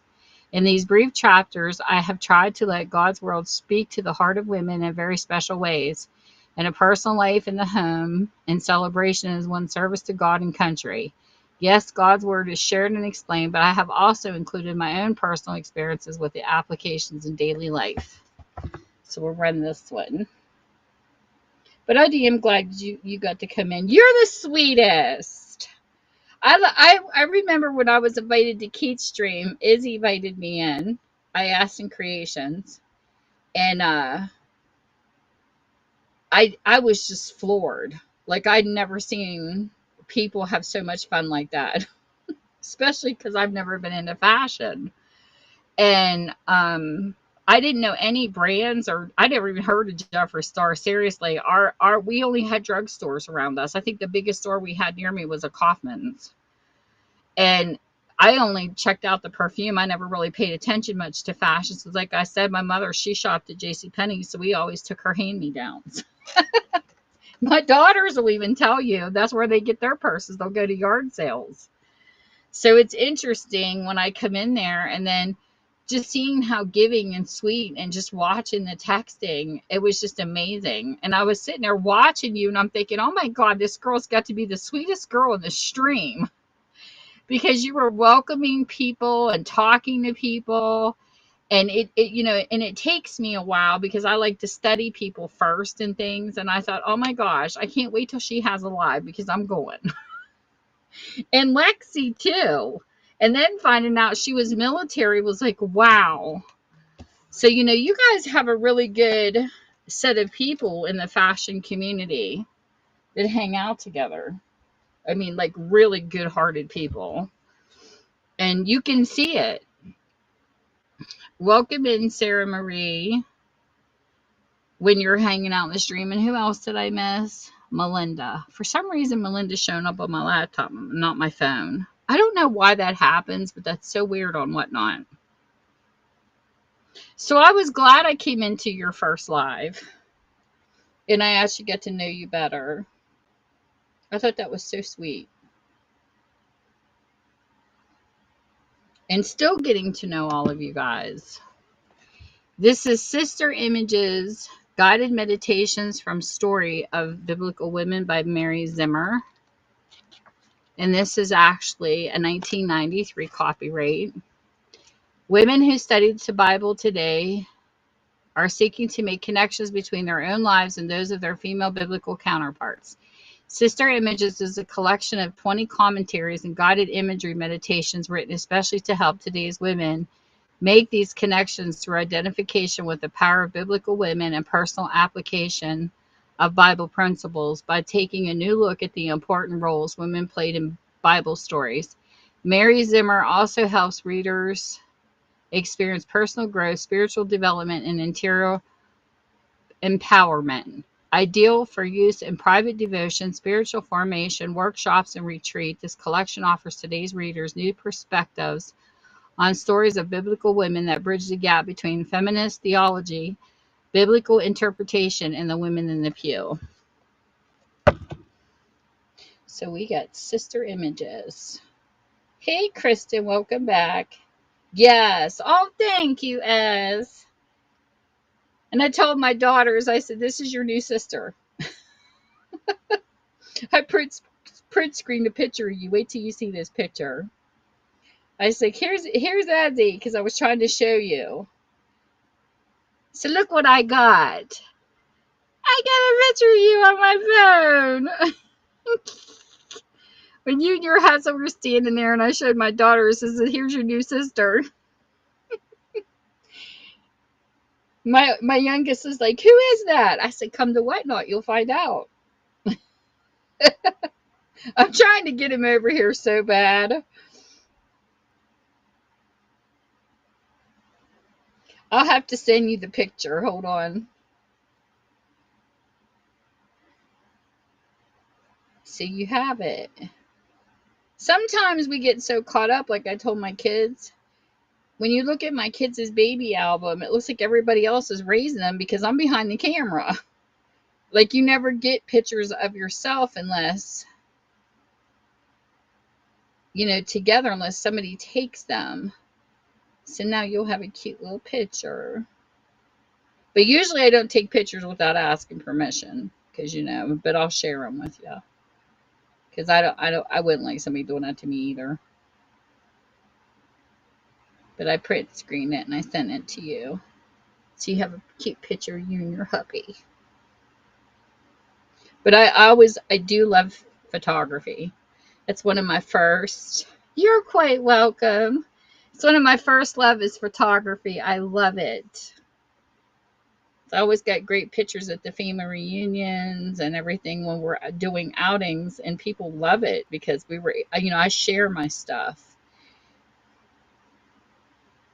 It's like, here, take it, have it. The next book is called A Higher Plane, A Study for Christian Women.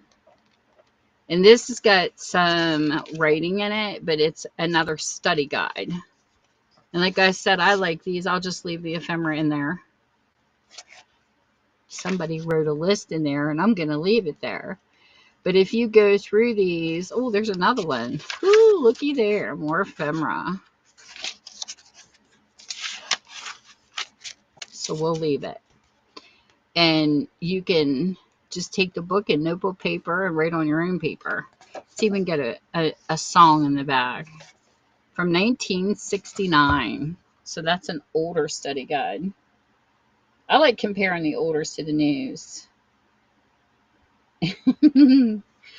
Oh, I love it. I do. My mom got me a Canon camera and I had so much fun with it, but that horse was taken with a 110. That's how old that picture is.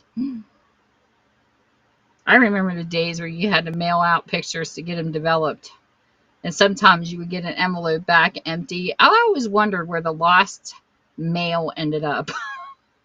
When people lose their mail, where does it go? Is there like a lost and found at the mail place? Uh-oh. Keith's on. Darn it. He just came live. Oh well, Keith. We'll have to wait till my live is over. I hope he doesn't leave Whatnot permanently. His stuff is so fun. Somebody said in 4 months, but I hope he comes back. Even if it's not all the time, I hope he comes back sometimes, you know. This one here, As We Think with God, I think this is more like a young adult book, but anybody can read it. And this is just a story form. It's got some music in it, and it's like how God speaks to us. The Bible helps us worship. It's more just, I think, geared towards the young adult group. But it looks like a cute book. And it's from 1962, too. Even though it doesn't have a cover, it's still a good book. You have a great one, too, and thank you. Are you going to Kate's stream? I'll be in later. I'll have to come and nib. Hey, Leslie. Hey, Sophie Books.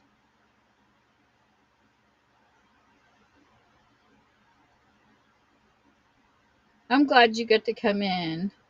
Going pretty good. How are you doing except for the heat? I got a fan over here keeping me cool. We did have some cool days and it got hot again. How are you doing?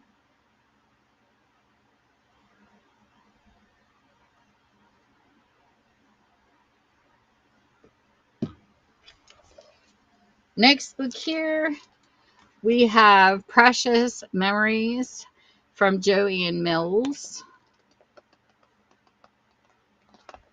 This is from 2000. And it says, we must have our memories, both good and bad, for they mold and make us, leading us to choices we make in the present. We can write down our history, family traditions, recollections, favorite scriptures, tell other things which molded our faith and values. Whoever reads them will profit from your experiences and knowledge, says Joanne Mills, wife, mother, grandmother, author, friend, and acquaintance to many of our nation. Through her personal ministry and activities with a national evangelist with Sojourners, she plans to leave a spiritual legacy for others. Although my life has been quite ordinary, I have come to realize that it has been an experience rich in diversity, pain, and suffering, hope, love, history, and future.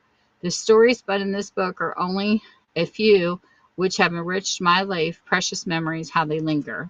And even though it's not like a biblical with scriptures in it, it's, to me, I mean, it has scriptures in it, but to me, it's her life experience as a minister. So I've included it in the biblical for that reason. I hear you, girl. Same here. Hey, Friggle Shelly. It's like our air conditioning broke down, our central air, like a couple years ago. So we got a couple high senses, and we just keep 2 rooms real cool. But man, whew, this house gets hot fast. Hey, street side. But I just don't like it when you walk outside and you can't breathe. The humidity, it's like, wow.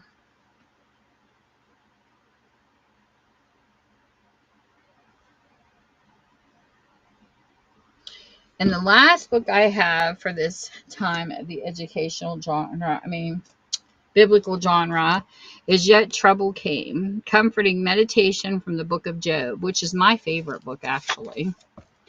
And the jacket's not in the greatest condition, but it protected the book, which is a good thing. It's what its job is. This is from 1969, so it's older. And then here's the book itself. It's got some aging discoloration, but it's still in good condition. Would you like to share the comfort of this book with others? It also comes as a beautiful gift edition, bound in gold. This is cool.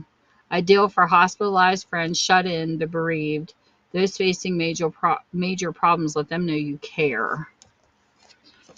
And the author was W.T. Hamilton. And it says, what others say about show us the Father. And it's a valuable help in the study of John. So it looks like a really good book to read. If you love religious books, I have good ones. Hey, Pop Q. Welcome in. What's going on over here?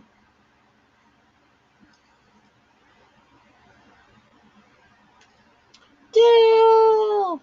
CDC!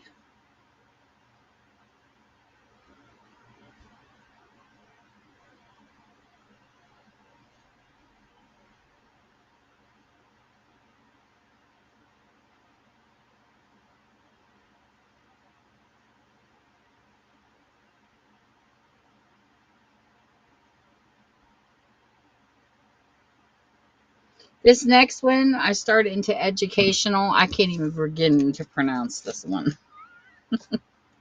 This word is so funny, it cracks me up.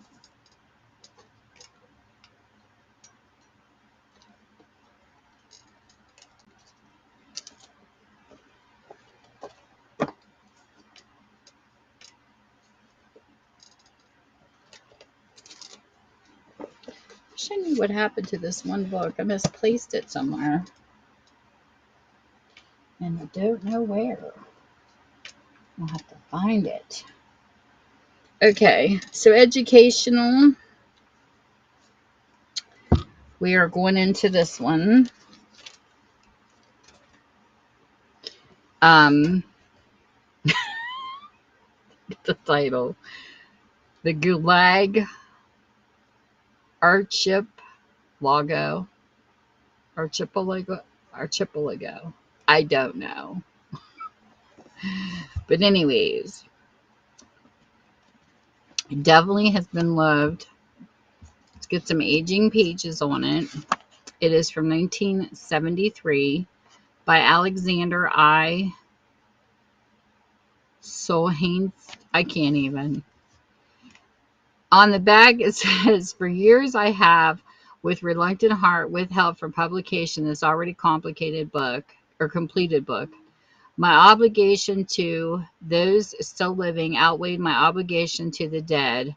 But now the state security has seized the book anyway. I have no alternative but to publish it immediately, the author. And if you go to the beginning of this, because it doesn't really have a synopsis on the back, you kind of get an idea what it's about. The contents say the prison industry, arrests, the history of our sewage disposal system, the interrogation, the blue caps, first self, first love, that spring, in the engine room, the law is a child, the law becomes a man, the law matures, the supreme measure, and perpetual motion. The ships of archipelago, it's a country. The ports, the slave caravans from island to island, and then in the army, in detention after his release from camp. It sounds like an amazing educational journey of despair. So it's under educational. Hey, Master Knight Diddy, the beard man, welcome in.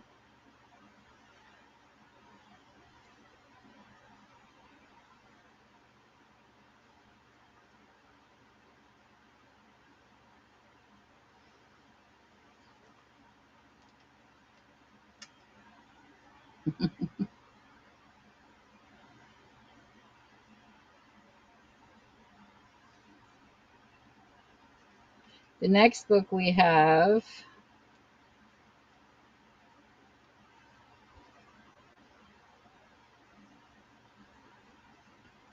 would be considered an autobiography. And this one is Nancy Reagan, the unauthorized biography by Kitty Kelly. This is what the book looks like. It's got some stains on the hardback, so you know. A little bit on the top and the sides. It is from 1991. Back doesn't look bad. And then that's the author. And this is, there were first ladies, and then there was Nancy Reagan, perhaps the most powerful, influential woman in the history of the United States. Nancy Reagan is shrewd, psychologically perceptive, and meticulously researched attempt to truly understand the complex woman who stood for 8 years at the power center of American life. Through over 1,000 interviews collected during 4 years of exhaustive research and reporting, Kitty Kelly has succeeded in unmasking Nancy Reagan as her husband's truest ally. Kelly reveals Nancy Reagan is a superb public performer, a vain, materialistic social climber, a bitter foe, and a formidable strategist, an American phenomenon. Rarely has a writer captured her subject so authoritatively. Rarely has the American public had so much to learn about someone we thought we knew so well. Nancy Reagan is a story that takes place in the highest reaches of public life, from the world of the movies to Capitol Hill, but it begins with a lonely young girl, a daughter who learned the power of fantasy and self-creation from the mother who invented herself. Kitty Kelly shows how the lesson shaped Nancy as a Smith college co-ed, as a Hollywood starlet who pursued Ronald Reagan with a determination that bordered on obsession, as an ambitious governor's wife who reigned over California for 8 years and finally is the first lady of the land. Kelly shows that Nancy was the first person to see Ronald Reagan for what he could become, and explains how this clever, ambitious woman went on to create the two most spectacular careers of modern politics, her husband's and her own. Sounds like a real good read. Hey there, Viru and Eamon. There you kiss out Mrs. Barbie. That's a cute name. Welcome, welcome.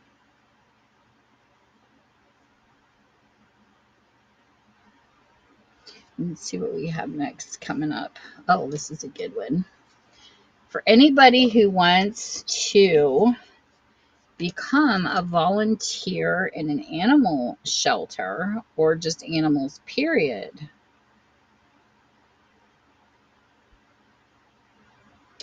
This says, Wanted. Animal Volunteers by Mary R. Birch, and it gives you kind of an insight of what to look for.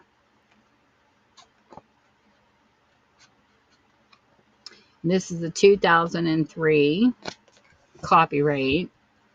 For nursing home residents, AIDS patients with emotional or physical handicaps, and even prisoners, contact with animals can help lower blood pressure, release endorphins, and achieve specific treatment for program goals. This information-packed guide explains how you and your pet can make a difference in the lives of others. Drawing from personal experience, extensive research, and heartwarming case studies, Mary Birch provides practical information for those wanting to volunteer with animals. From obtaining liability insurance to evaluating clients' progress, not just in the arena for dogs and cats, animal-assisted activities involves rabbits, guinea pigs, horses, farm animals, just about any other kind of animal, With one in animal volunteers, you'll discover what a difference you can make simply with your time, creativity, and love for animals. So it's very informational, which is cute. Oh, you're welcome. There was somebody else I met on here. She goes and visits foster friends thrift. I can't think at the beginning of her name. She's got Barbie in her name too. The original Barbie or something like that. She's a really nice lady.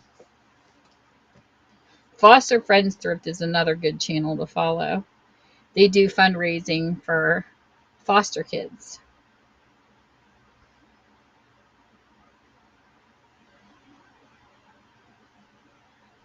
And Spaghetti, she's phenomenal. She cracks me up. This book here was a second one I debated selling. This is called Limbo, and it's by Joan Silver and Linda Gottlieb. And this looks so interesting. When I first looked at it, I'm thinking, is it the dance limbo? You know, because you never can judge, even by a title. And so I looked it up because it doesn't have a jacket for synopsis. This was written in 1972. It is a Vietnam War story written from the perspective of young wives left in the U.S. as their soldier husbands are either missing in action or held prisoner in North Vietnam. I can only imagine. This looks like a good read. So, it doesn't have a jacket, but it looks like an interesting book to me. Hey, B513. So, when I do find books like this, I put the synopsis in myself, and I usually take the picture of this part of it so the person can look up what it's about. Hey, Get the Goods. I got lots of goods. I think sometimes I have too many goods. Like I say, we're not clutterers, we're collectors.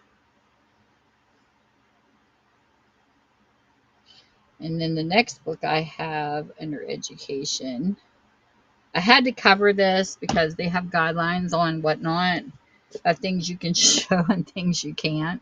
They don't like, shirtless men and stuff. So you remember when people would say, if you're doing a speech, picture them naked so you relax? Well, that's what this book's about. But there's a bunch of naked people sitting there, even though they're a cartoon. I had to cover it. A Fearless Guide to Making Great Presentations by Ron Hoff.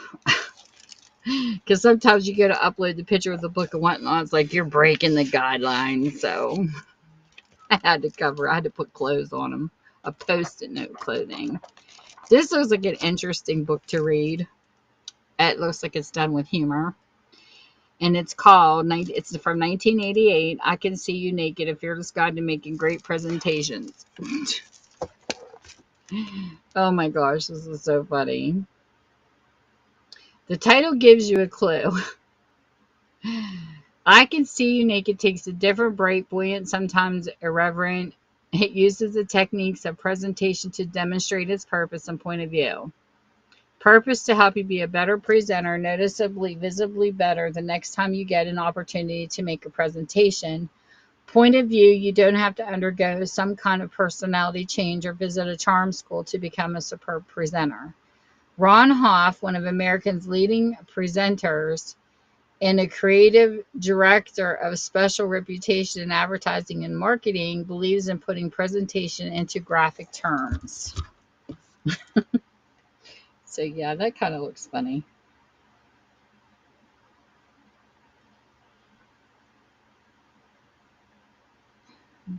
J.T. Slab Hunter. Abigail Q. Welcome, welcome. You like slabs. My daughters are addicted to an app that's Amazon slab returns. They've been getting a lot of goodies for decent prices. I like locker people too. I think locker people are fun. The next educational book is Palindromes and Anagrams by Howard Bergerson.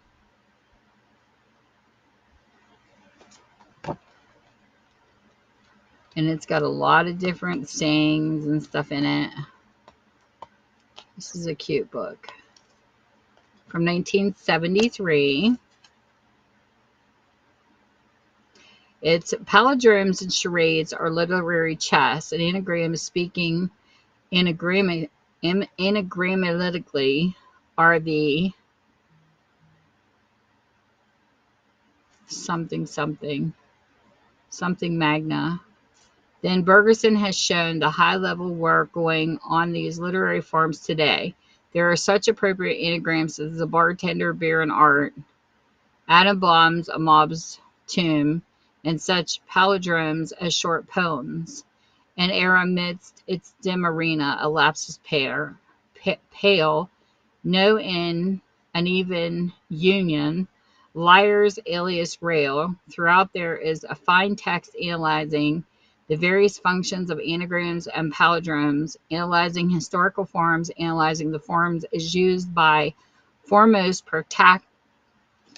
practitioners of today, even looking forward to the word games of the future. An especially interesting section on vocabulary clips, the writing of a poem from an alphabetical word list taken from an already composed poem, examines the question of whether the tone and even much of the structure of a poem lies in the vocabulary selection, and what effect the personality of the writer has on the synthetic creation. So that sounds interesting. Hey, Abigail. Welcome, welcome.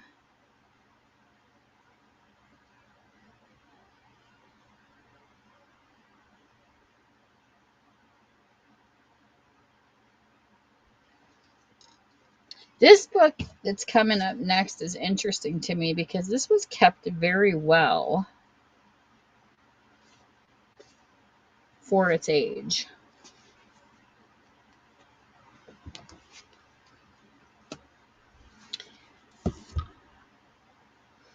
I actually was shocked when I saw this because a lot of books at this age, they're ripped. But whoever had this really took care of it. The Quick and Easy Way to Effective Speaking, revision of Dorothy Carnegie by Dale Carnegie. And I mean, this is like paper, like a matte paper. And it's really nice for being 1962. Even the little bit of rip at the bottom is nothing compared to what I've seen. And look at her. That is so pretty. That reminds me of, one of the old type magazines. The revision of the textbook that Dale Carnegie wrote for his courses has been based upon my husband's notes and ideas. The title is one which he himself chose before his work was interrupted by death. I have tried to keep in mind the basic philosophy that effective speaking is more than saying a few words to an audience. It is in the revealing expression of the human personality. Every activity of our lives is communication of a sort, but it's through speech that man asserts his distinctiveness from other forms of life. When he's unable to say clearly what he means through either nervousness, timidity, or foggy thought processes, his personality is blocked off, dimmed out, and misunderstood. Business, social, and personal satisfaction depend heavily upon a person's ability to communicate clearly to a person's ability to, to his fellow men what he is, what he desires, what he believes in. And now as never before, in an atmosphere of interpersonal tensions, fear, and insecurities, we need the channels of communication between peoples kept open. And this still stands today. Even as old as this book is, I would say we need this more now than ever as far as communication is concerned. Welcome in. Welcome, welcome.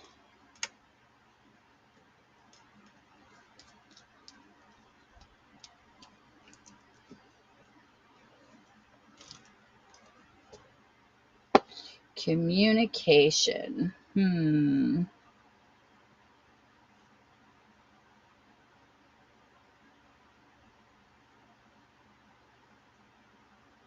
Thanks to everybody who made a purchase today. And thank you so much, Esme, for your tip. You're so sweet. And the next one we have is How to Make a Speech by Steve Allen. It's a library version. It is from 1986.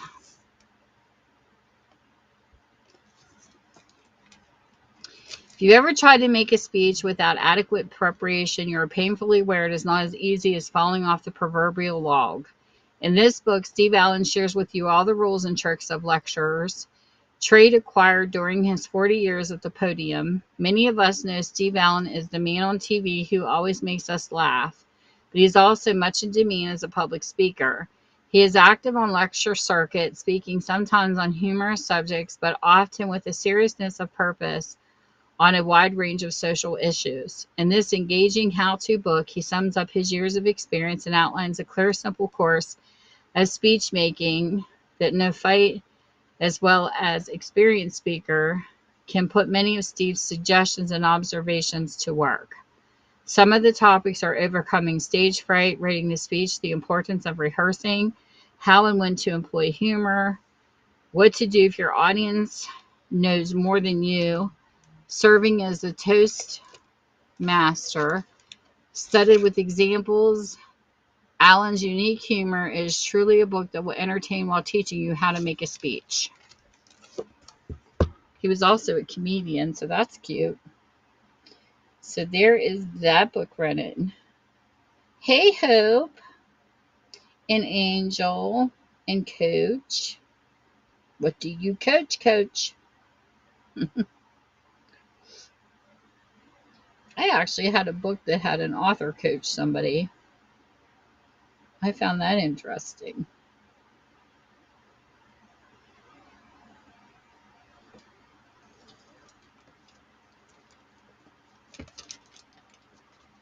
Don't fall books.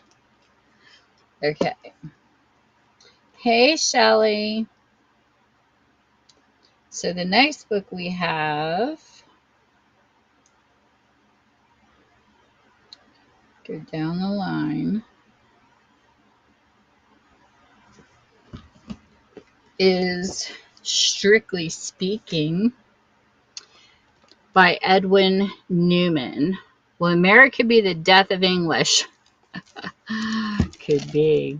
Definitely a library book from 1974. So it's definitely an older book. Newman's Where I focuses on the sorry state of the English language as a reflection of the sorry state of the society. He skewers stereotypes, cliches, errors, and jargon used by weather forecasters, presidents, vice presidents, sportscasters, diplomats, senators, pollsters, convention nominators, corporation executive, newsmen, advertisers, Watergate defendants, social scientists, college presidents, foreign correspondents, youth. Few escape. All of this is done with malice aforethought, but humor afore that. If words are devalued, he argues, so are ideas and so are human beings.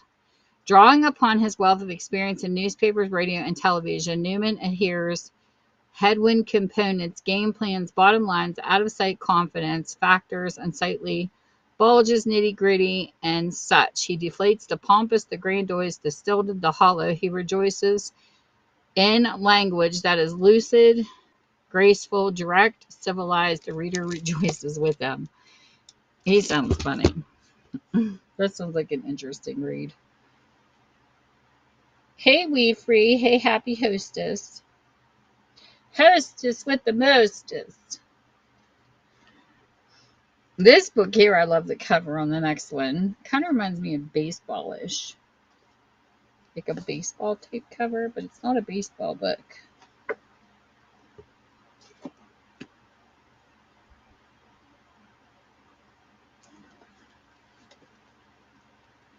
I have some old books, some new books, some used books, some nice books. They're all over the place. And then the last one in the educational looks like baseballs. This one, I thought this was cute. How to Write and Sell the 8 Easiest Article Types by Helen Schellenberg Barnhart. This is the book. Has a little bit of schmutz right there. And because it's from 1987, it's not going to be perfect because it is a used book. And it says, any writer who persists can break into printing eventually. But in this book, Helen Schellenberg Barnhart helps you to speed up the process by identifying the 8 types of articles that are easy to write and sell and are in constant demand by editors. You'll learn how to develop successful article ideas for each kind of by appealing to at least some of the basic universal human needs. Food, housing, love, and faith. Step by step, you'll learn for each article type how to focus and narrow your idea. Use the building blocks of writing: lead, premise, body, transition, conclusion, and theme to shape and polish your material and sell the finished piece.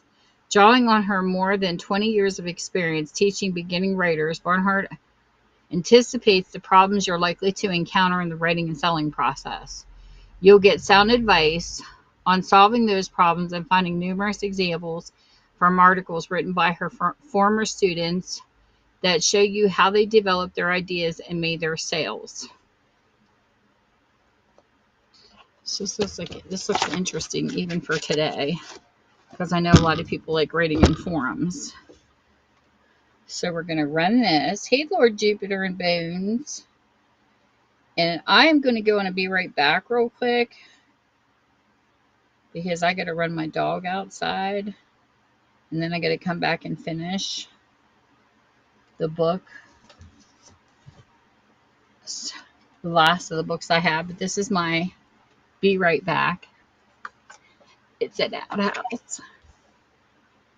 So I'm going to take her out. And then I got to hurry up and go to the potty myself. And I will come back and finish the last 10 books with any questions anybody has. And if you're looking for anything, I will take it down on the list. Just give me a few minutes and I'll be right back.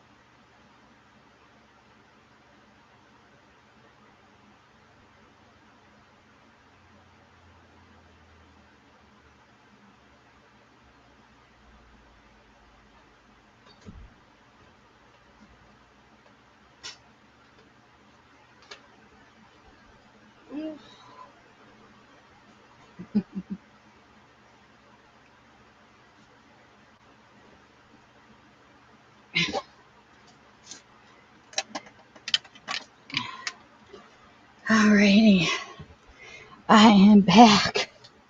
Had to take my pooch out and grab me some water. Alright, catch my breath.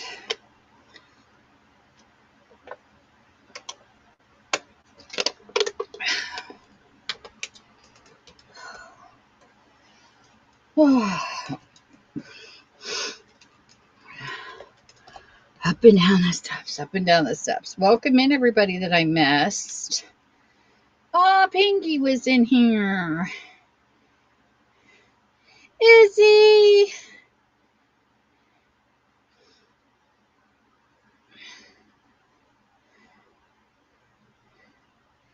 I tagged you because I was telling people how you took me to Keith's stream.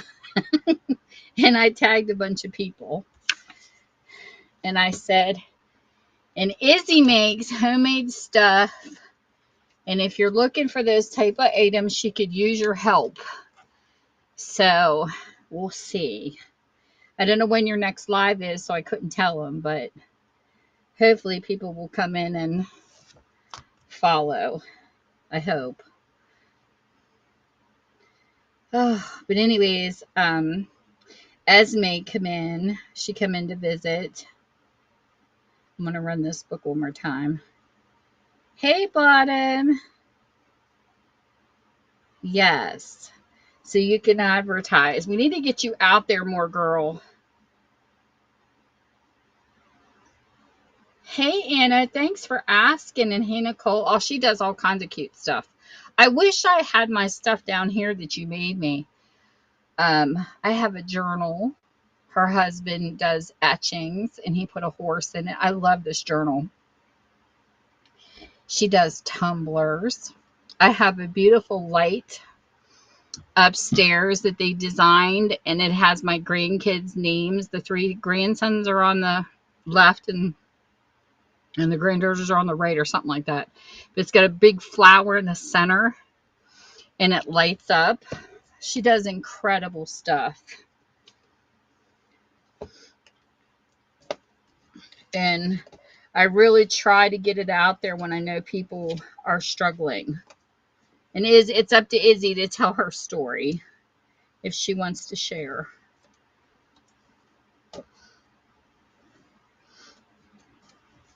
But I know a lot of people are really struggling paycheck to paycheck right now, and I try to help out and get them out there. So the next book I have, oh, you're welcome, Izzy, anytime. I just like to see the underdogs being picked up. You know what I mean? Sometimes you see the rich getting richer that already are making a bunch of money, but then, I mean, and there's nothing wrong with that, but sometimes it's just nice to help the little people get up there. Oh, thank you so much, Anna. That's so kind of you. Hey, Convict. There you go, Izzy. You got a new interest.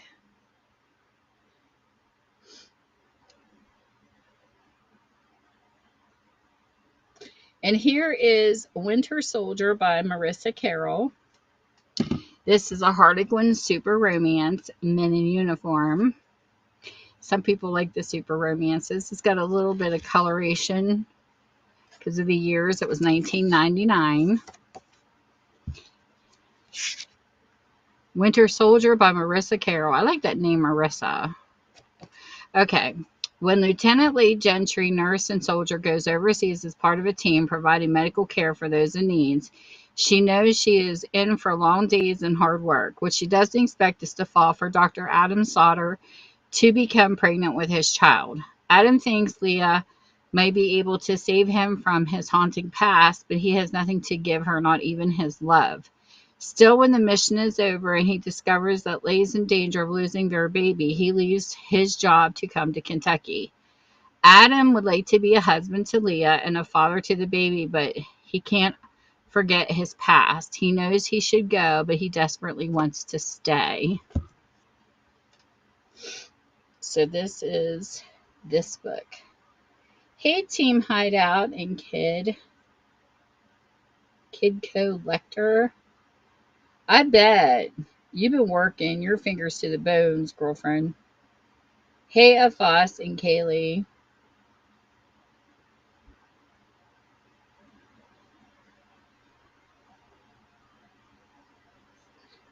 Well, that's sweet, Izzy, to do a raid train.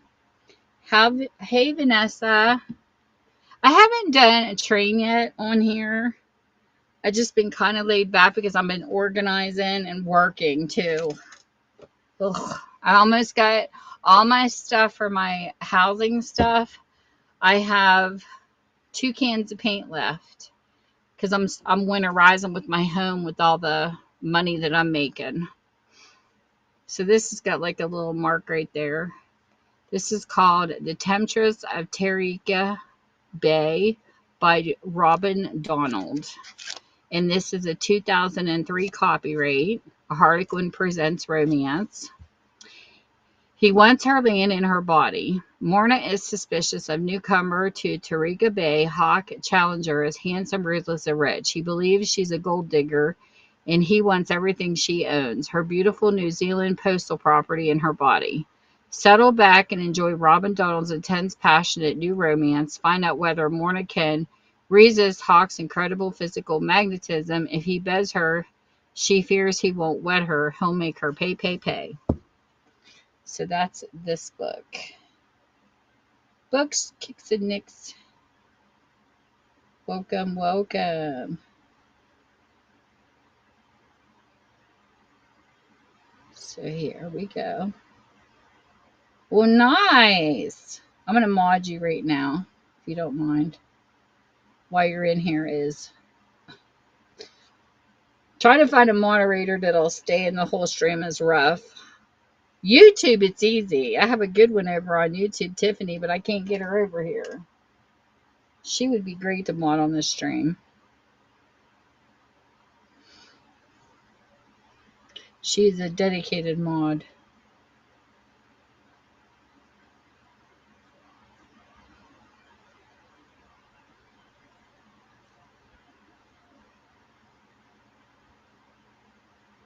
Thank you so much for your follows. I'll get you when the live stream is over.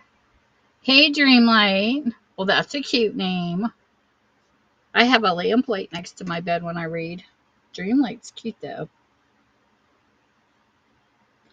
Okay, let's see here. I like the names that people come up with over here.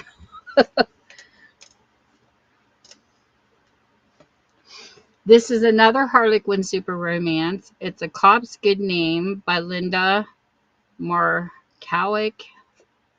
I think that's how you say her name. Pretty good shape for $19.99. The last thing Joe Latham expected to be doing was defending his bag. Oh my gosh, Tammy.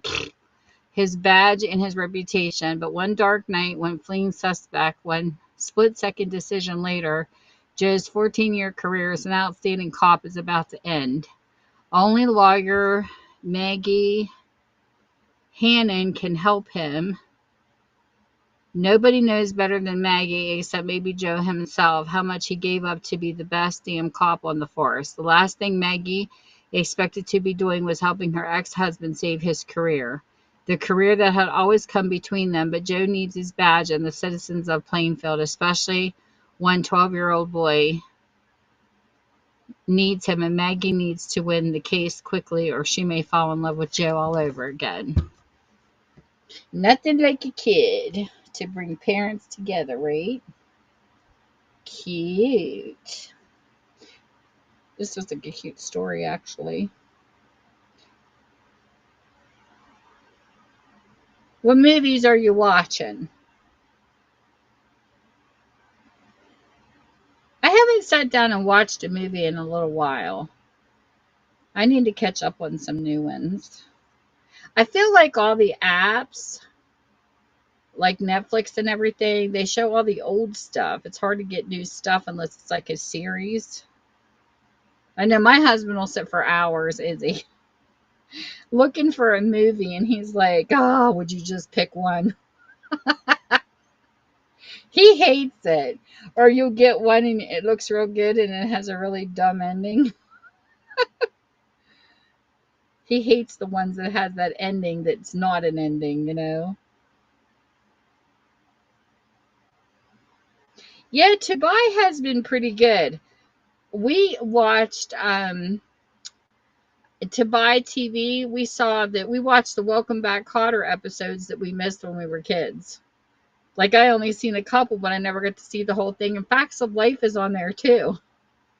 So it was kind of fun rewatching some of our old shows.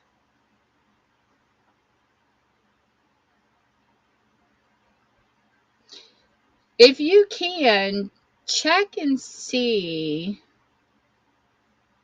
if, oh, let me get the title real quick for you. Check and see if it's on there for me, if you will, because I'm not upstairs by my TV, but I saw this advertised. I don't know if it's still there. Hold on a minute. Just give me a second.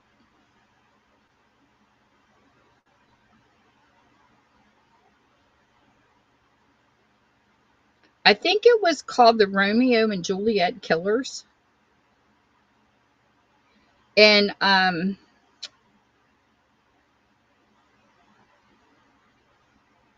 me see here.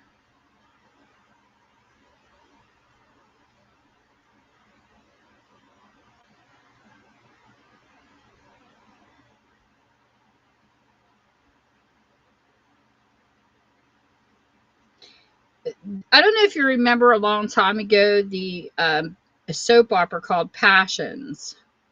The girl that played Teresa Fitzgerald on there. Oh my gosh, what the hell is her name? Lindsay.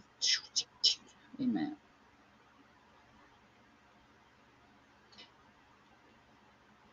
I follow her on Instagram.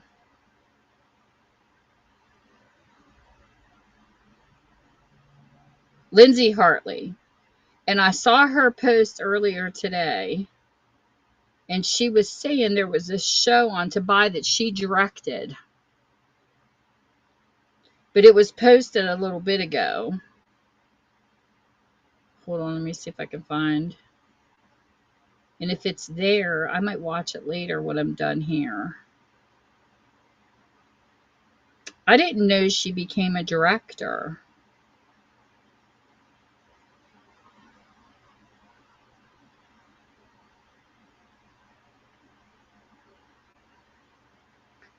And if you know the show This Is Us, she used to be married to the brother that was the twin.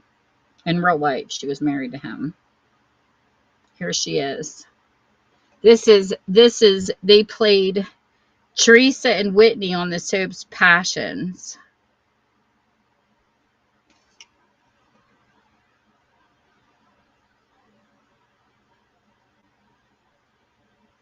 Yes, and she directed a movie I saw in her post, inspired by a true shocking story. And see, it says on to buy. I saw this earlier, and it's called Romeo and Juliet Killers. So if it's on there, please let me know, because if it is, I want to watch it. It is. Yes. Thank you. I'll have to watch it when I go upstairs. Because I think it says tomorrow, February 25th, and I'm thinking, did I miss it? So I'm going to have to go and look for it. So that's one thing I love about Instagram is because they keep you posted about what's going on.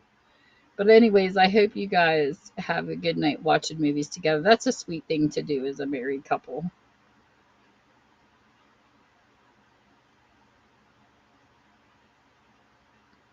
Thank you for letting me know. I appreciate it because I am. I'm going to go watch it after I'm done. Looks like, and I can't believe she's directing. Oh, I find that so exciting that she's directing movies now. So this book is called, but you guys enjoy your evening. I'm glad you got to stop it, and I hope you get some business come your way. The Multimillionaire's Virgin Mistress by Kathy Williams. This is a Harlequin Presents Extra. So this must be the extra. This was from 2009. Well, a newer, I should say. His Diamond Mistress. You're welcome anytime. As Alessandro Caretti made his ruthless climb to the top, his glamorous new world shut the door on ordinary Megan. Now a multimillionaire tycoon, Alessandro is back, and he wants the one thing his money can't buy, Megan. Still totally out of her depth, Megan will never understand which string of diamonds matches which of the couture outfits Alessandro commands her to wear. But for Alessandro, Megan's silk dresses are irrelevant. His only interest is keeping his mistress where she belongs, firmly between his silk sheets. Some of these synopsises are so funny.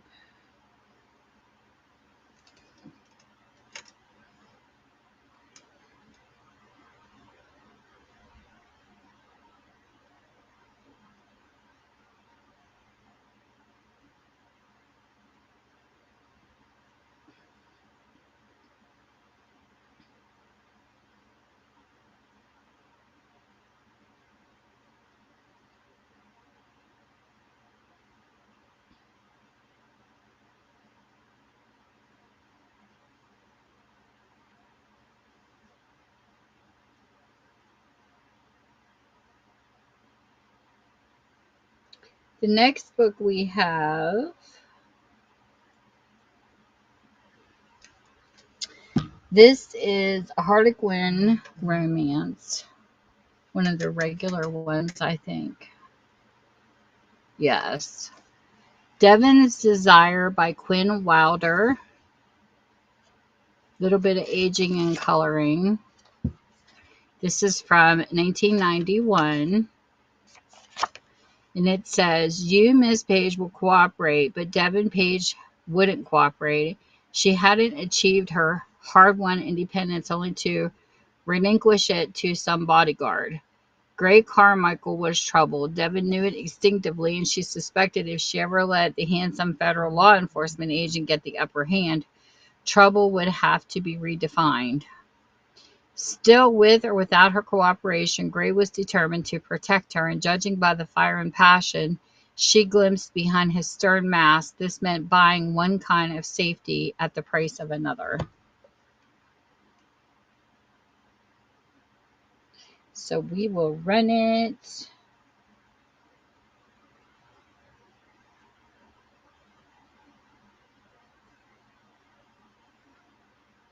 We are finishing with romances because I had extra.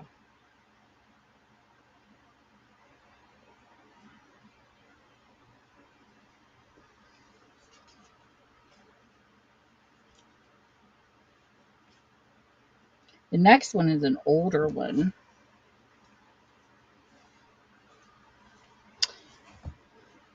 Get it lined up here.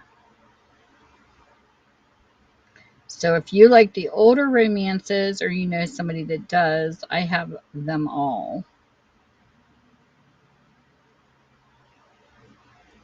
This one here is called Law of the Jungle by Mary Wibberley. This is a Harlequin Presents.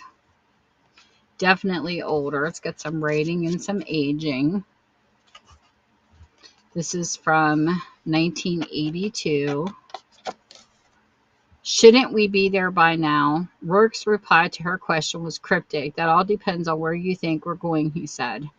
Joanna knew then that she should never have come. Wealthy socialites were being kidnapped every day, but the realization had come too late. She knew nothing of this darkly handsome stranger, nothing except his name. But as Rourke directed the helicopter deeper and deeper into the Amazon jungle, Joanna feared that what she soon might know of him. So this is definitely an older romance. Welcome in.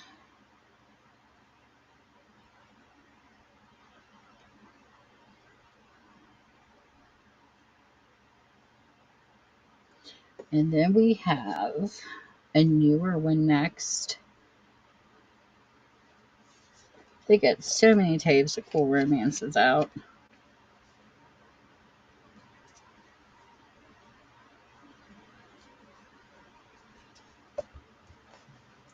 So the next one we have is called Lone Star Loving by Debbie Macomber. And she's her own writer now. Like, not only for romance, she has her own set of books. I remember reading some Nora Roberts like that too. This is Back to the Ranch from 1993. It says, The Lucky Horseshoe Ranch near Pepper, Texas. Cody Bailman is hardworking, good-looking rancher who has neither the time nor the patience for courting a woman. Fortunately or unfortunately, Cody's 12-year-old daughter, Heather, is determined to teach him about romance because she's got her eye on newcomer Sherry Waterman as the woman who's just perfect for her dad. Sherry Waterman, she's discovering that Texan men truly are a breed apart, especially the stubborn Cody Bailman. She's definitely attracted to the man. In fact, she's darn close to falling in love with him, but she'd like a little romance first. That sounds like a funny book. Hey, Thrifty Missy. Thrifty Missy. Hey, Anna Marie. Welcome, welcome.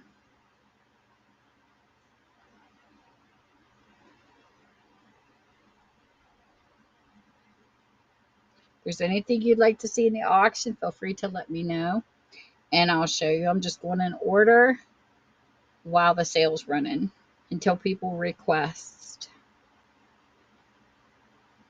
Hey, Tiggy Bomb. That's a cute name. Okay, so next we have a regular romance and a friendship book, this looks like. I like the cover of this. This is called Beach Girls by Lou Ann Rice, who is another good writer. This is a 2004 copyright. True friendships, like true love, are made to last forever. 25 years ago, three friends grew from girls to women on the sandy shores of Hubbard's Point, Connecticut, forging a bond they swore would last always. Then time and distance drew them apart, and one was lost forever. Now her 9-year-old daughter has returned to the point with her widowed father, longing to find the beach girls of her mother's stories. But after years of heartbreak, artist Steve Moore has withdrawn into his self-imposed exile. As for Maddie Kilvert, Hubbard's Point has become a place where innocence and tragedy forever entwine. Can memories of blue skies and laughter bring them together again to embrace a lonely girl and a wounded man? If they can believe once more in the power of the past and the magic of summer, it may light the way toward a new chance at love for them all. This sounds like a good read. I didn't read this one, but sometimes I wish I had the chance to read them all.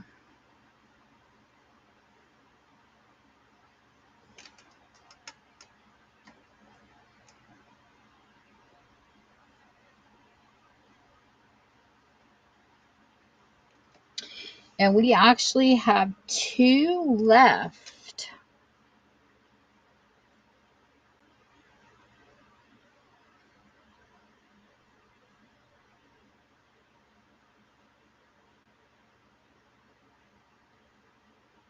Hey, Tony, welcome in. So the next book we have is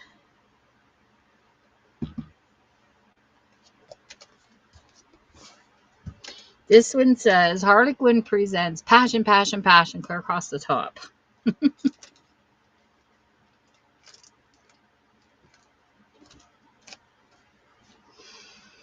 This says Ann Mather's Sinful Truths.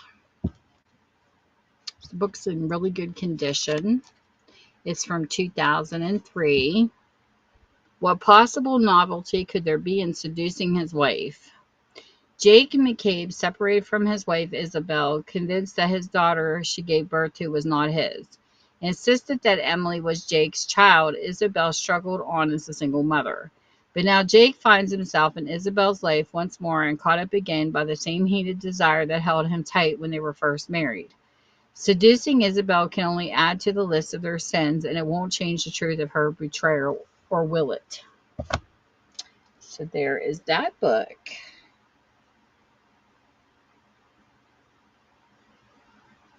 Hey, Hope. Hope's a good name. I used to have a kitty cat named Hope.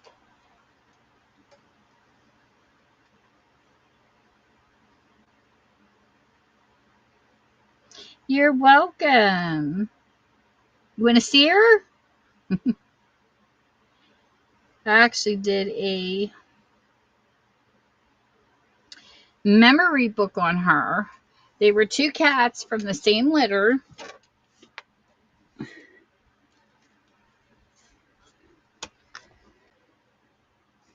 And here's my memory journal. There's Hope and there's Heather. It's my babies. I was blessed to have them for 21 and 22 years. That's Hope. She had a white spot right there. We used to call her Preacher.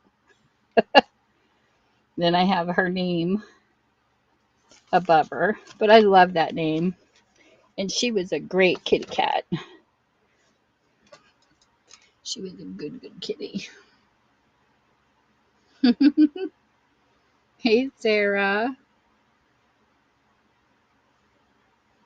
Every time I see the name Hope, I think of her too.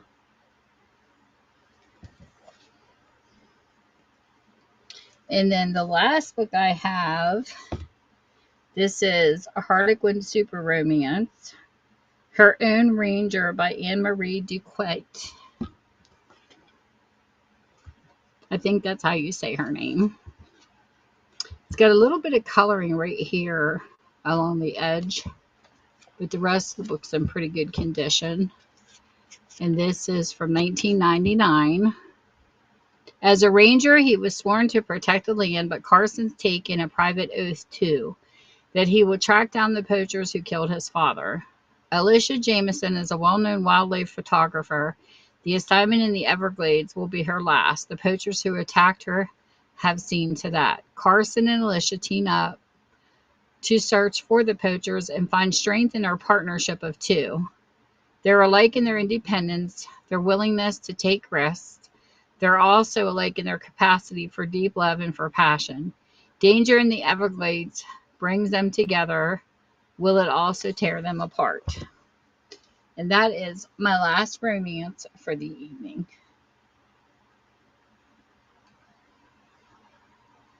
Hey, Sarah Noel. And if you see anything in the buy it now, or not the buy it now, the auction part, let me know and I'll show it to you. If there's a request from the buy it now that you would like to see, send me a message and I'll bring the books out for the next sale and tag you so that you can see what the books look like.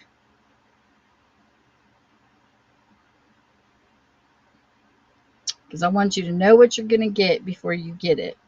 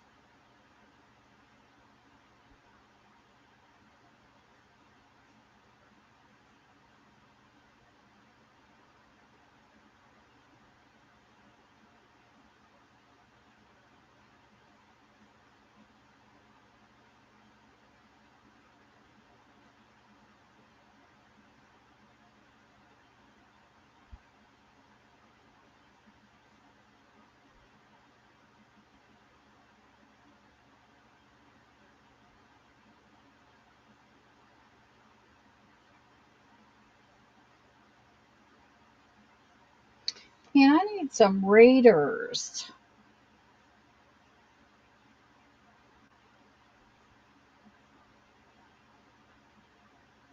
I like to have a couple people as Raiders.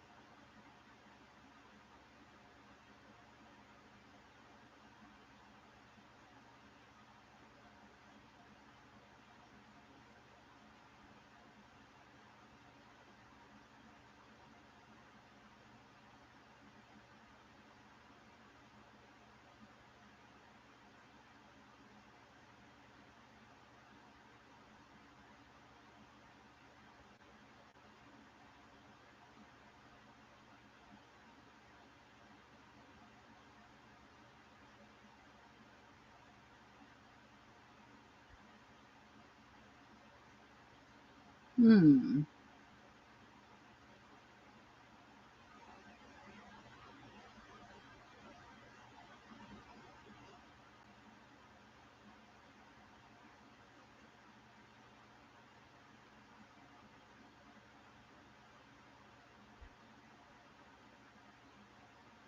Hey, books and bags.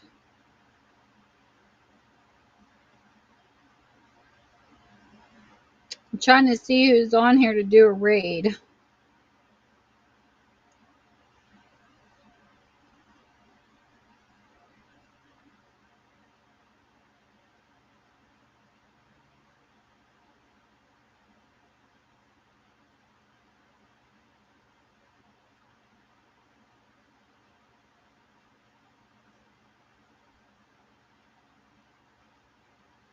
Any suggestions?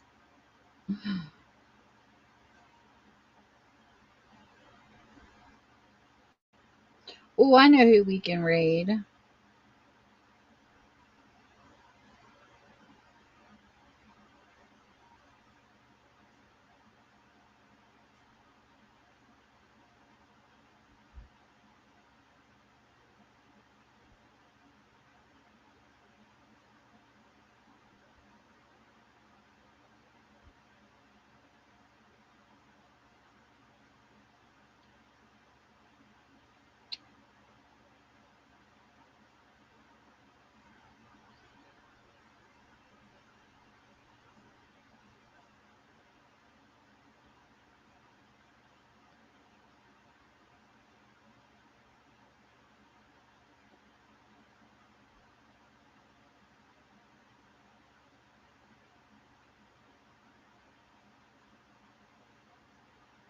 Book and Minifast.